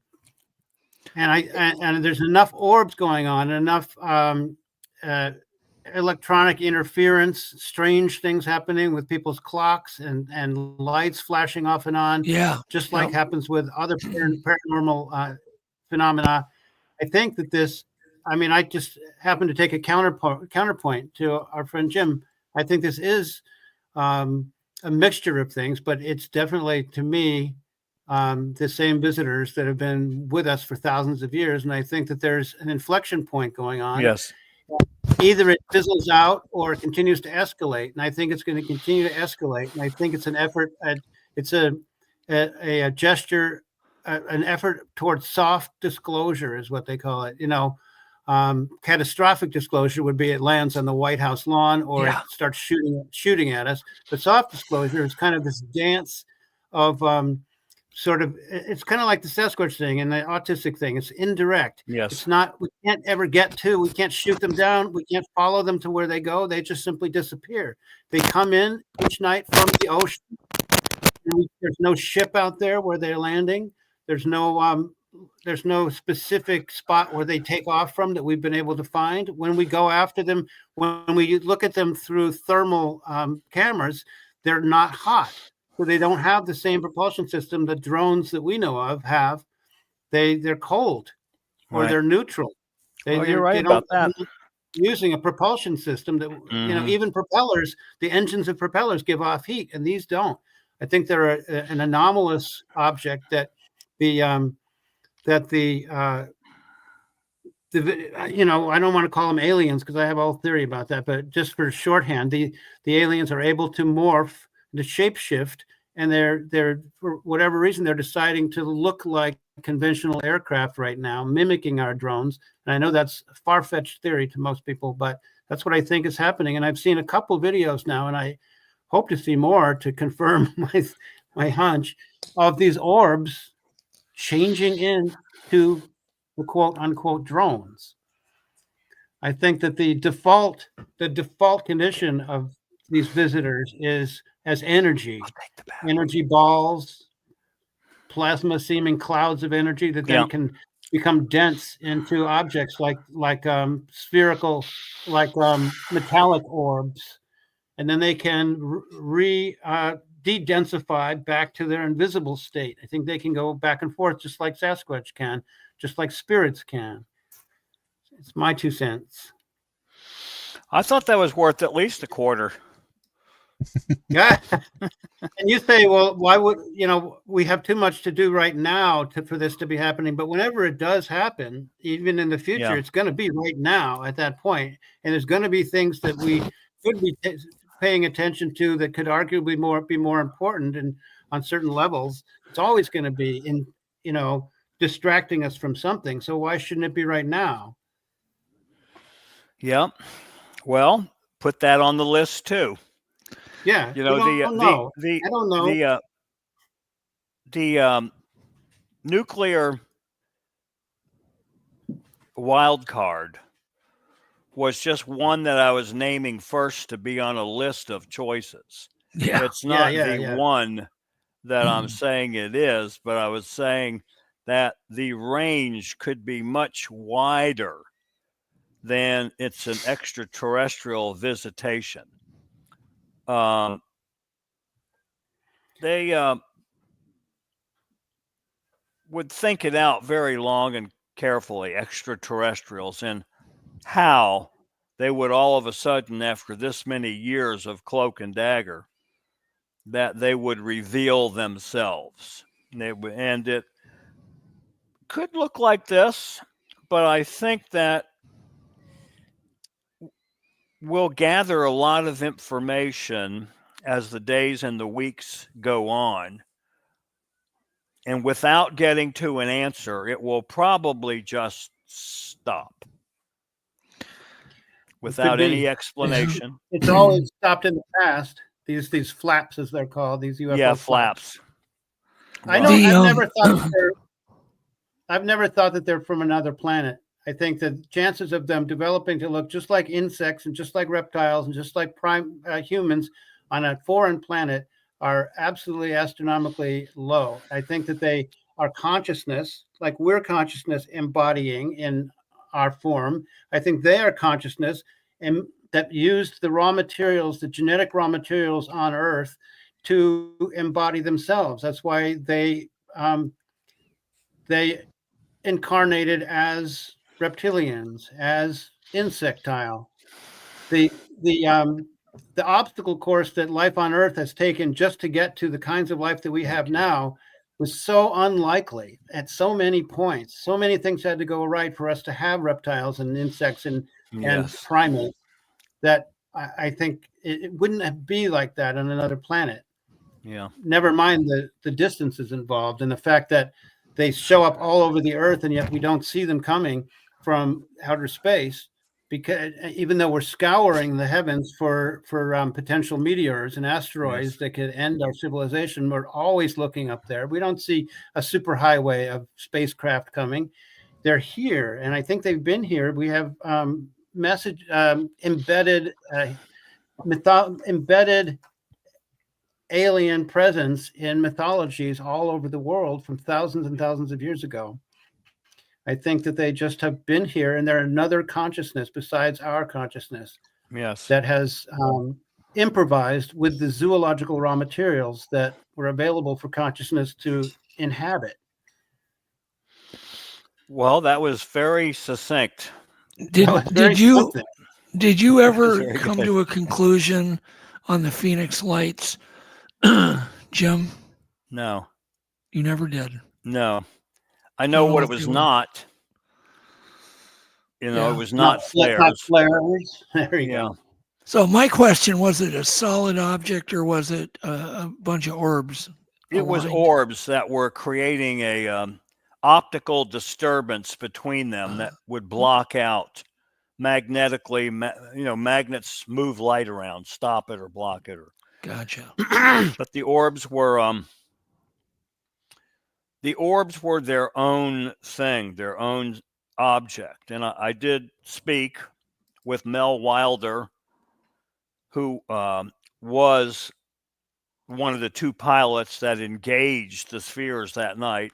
Flew Peter Davenport from the National UFO Reporting Center, called me 2 days after the event and gave me, at the time he was a major, Wilder, contact information, and it took me a few days to make contact with them because everyone was suspicious of each other, their real purposes and what they really meant when they talked. So I did speak with him, and he was more concerned about knowing what would really other people might be thinking about what all this meant. This orb, which he thought was 5 feet or so in diameter, that he came within 20 feet of. That's real close in a high performance jet. 20 feet. It's ridiculous. But he thought it was going to smash into his windshield. I've talked to other pilots that have had very strong activity with their instrumentation and their entire aircraft in dealing with these things. And I spent the bulk of the last 20 years of the 40 some years I've been doing this in making my way to spend time with people who say that they were abducted. And were they mistaken? Were they lying? Were they hallucinating? It only takes one to be real. To be real. It's like and to have the black swan. Some insight into what are they doing? What are they up to? Why do they talk to you? Why do they? Oh, they telepathically talk to you. Is that what you're saying, Travis? They telepathically talk to you. And other people that were telepathically talked to, not verbally. Then there's people say, Val Thorne, he came down, he walked into the Pentagon and shook hands with everyone and made peace with the humans. And, that could be true too. But somehow we've got to see what the end result is. The final end result of all the extraterrestrial comings and goings and figuring it out and everything. It's, studying the picture. Thousands of pictures. And it's like going up on a skyscraper and taking your camera and aiming it down at the cars driving up and down the street. And then analyzing all those pictures of all those cars. You got some blue ones over there, got a Cadillac over there, there's a Volkswagen, and analyzing all those cars coming and going and think that you'll understand something about the people driving. That's a great analogy. That's a good analogy. About the people driving. Great analogy. Except that blue car over there goes around the block and then parks every day. 7:55. We got the patterns, but why? Why are they doing that? What are they up to? So all of those. But if the red car, leave it to. Isn't it more important? Isn't the most important thing? What's going on amongst the humans? How are we treating each other? Is there life after death? Aren't those the two most important things? Is there life after death? And what do you do if there is life after death to get ready for it or not? And what about the way everybody treats each other? The extraterrestrials are not going to cook us and eat us, and they're not going to save us, whether they're another consciousness or they're time travelers backwards in time of us in the future. All those choices are low to me, are lower on the totem pole to find out than the thousands of hours, literally, I've spent with expensive equipment analyzing these things as my hobby. Fortunately, I've been in an occupation where I had access to a lot of world-class equipment and the money to use it. So the end result is we don't know anything further about who's driving it or what. Do they eat? Do they have art and dance if they're from another planet? Do they even really come here? What is all of it? Whew. Let's get back to the business of how do the humans treat each other and what can we study about the consciousness of other beings, whether it's Sasquatch or telepathy, to improve the human condition. So that's the end of my little speech. I hope I made a long story interesting, but that's what I think about that today. I think it's a good analogy, except the only difference is that if you're at the top of the skyscraper and that blue car down there floats up and comes next to you and interacts with you. So it's, and that's like kind of like the Sasquatch. They stay away, but they can't help coming close too. Yeah. So there's this two-sided behavior profile that gets replicated in autistic people, in these visitors, and in Sasquatch. And I find that fascinating. I think we do learn more and more. I think John Mack taught us a lot in the 90s and the early 2000s in his two books. I think we make progress. And I think that it's possible that the visitors who are actually earthlings, as I said, I think, have been spending the thousands of years leading up to now, planning how and when to reveal themselves. And it need not be 100 years from now. It wasn't 100 years ago, but what if it's today? Yeah, what if it's in 20 minutes from now? I could go for that. It could be. We might be looking at it now, or we might not be. Yeah. But I'm just saying that logically it would be as likely to happen now as sometime in the future, because we don't know their timetable. But don't you think there is some collective consciousness telepathic collective consciousness, where I get this feeling. I've never had this before. Something is about to change, something big. Mm-hmm. Like the biggest change in my life. I'm not saying the end of the world. I'm just saying a big change of some sort, huge. That's going to kind of shock all of us. I don't know what it is. Yeah. I can That's feel the first it. first time in my life I felt that too. I think biblical events, it's the first time in my life I've ever even thought about that. Because since the beginning of time, people have always thought Jim, that. how about you? And I just kind of that. dismiss it. But the last half a year or so, I just feel it in my bones that the energy has changed. I think we're going to witness biblical events in our lifetimes. I really do. I think it's possible that this whole upsurge of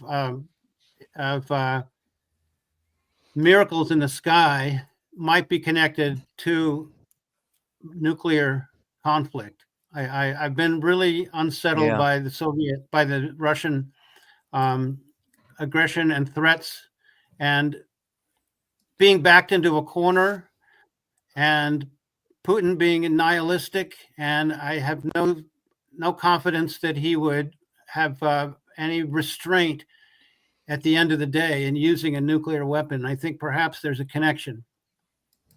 That's the worst case scenario for me. Mm-hmm.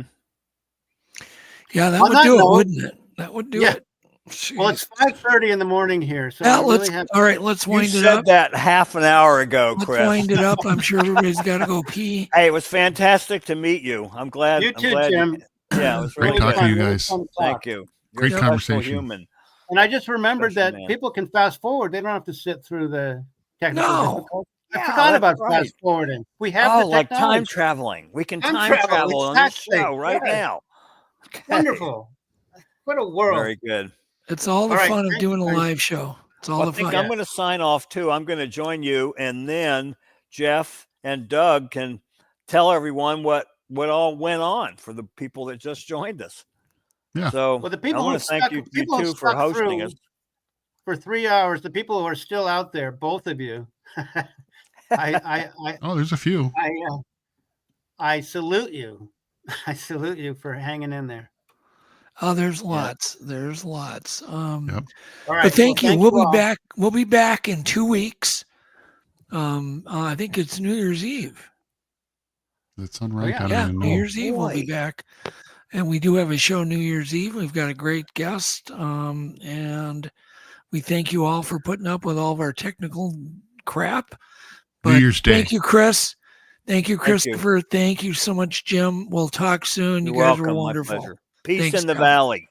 Yeah. Peace, guys. All right. Bye. Love you all. Bye. Love you too.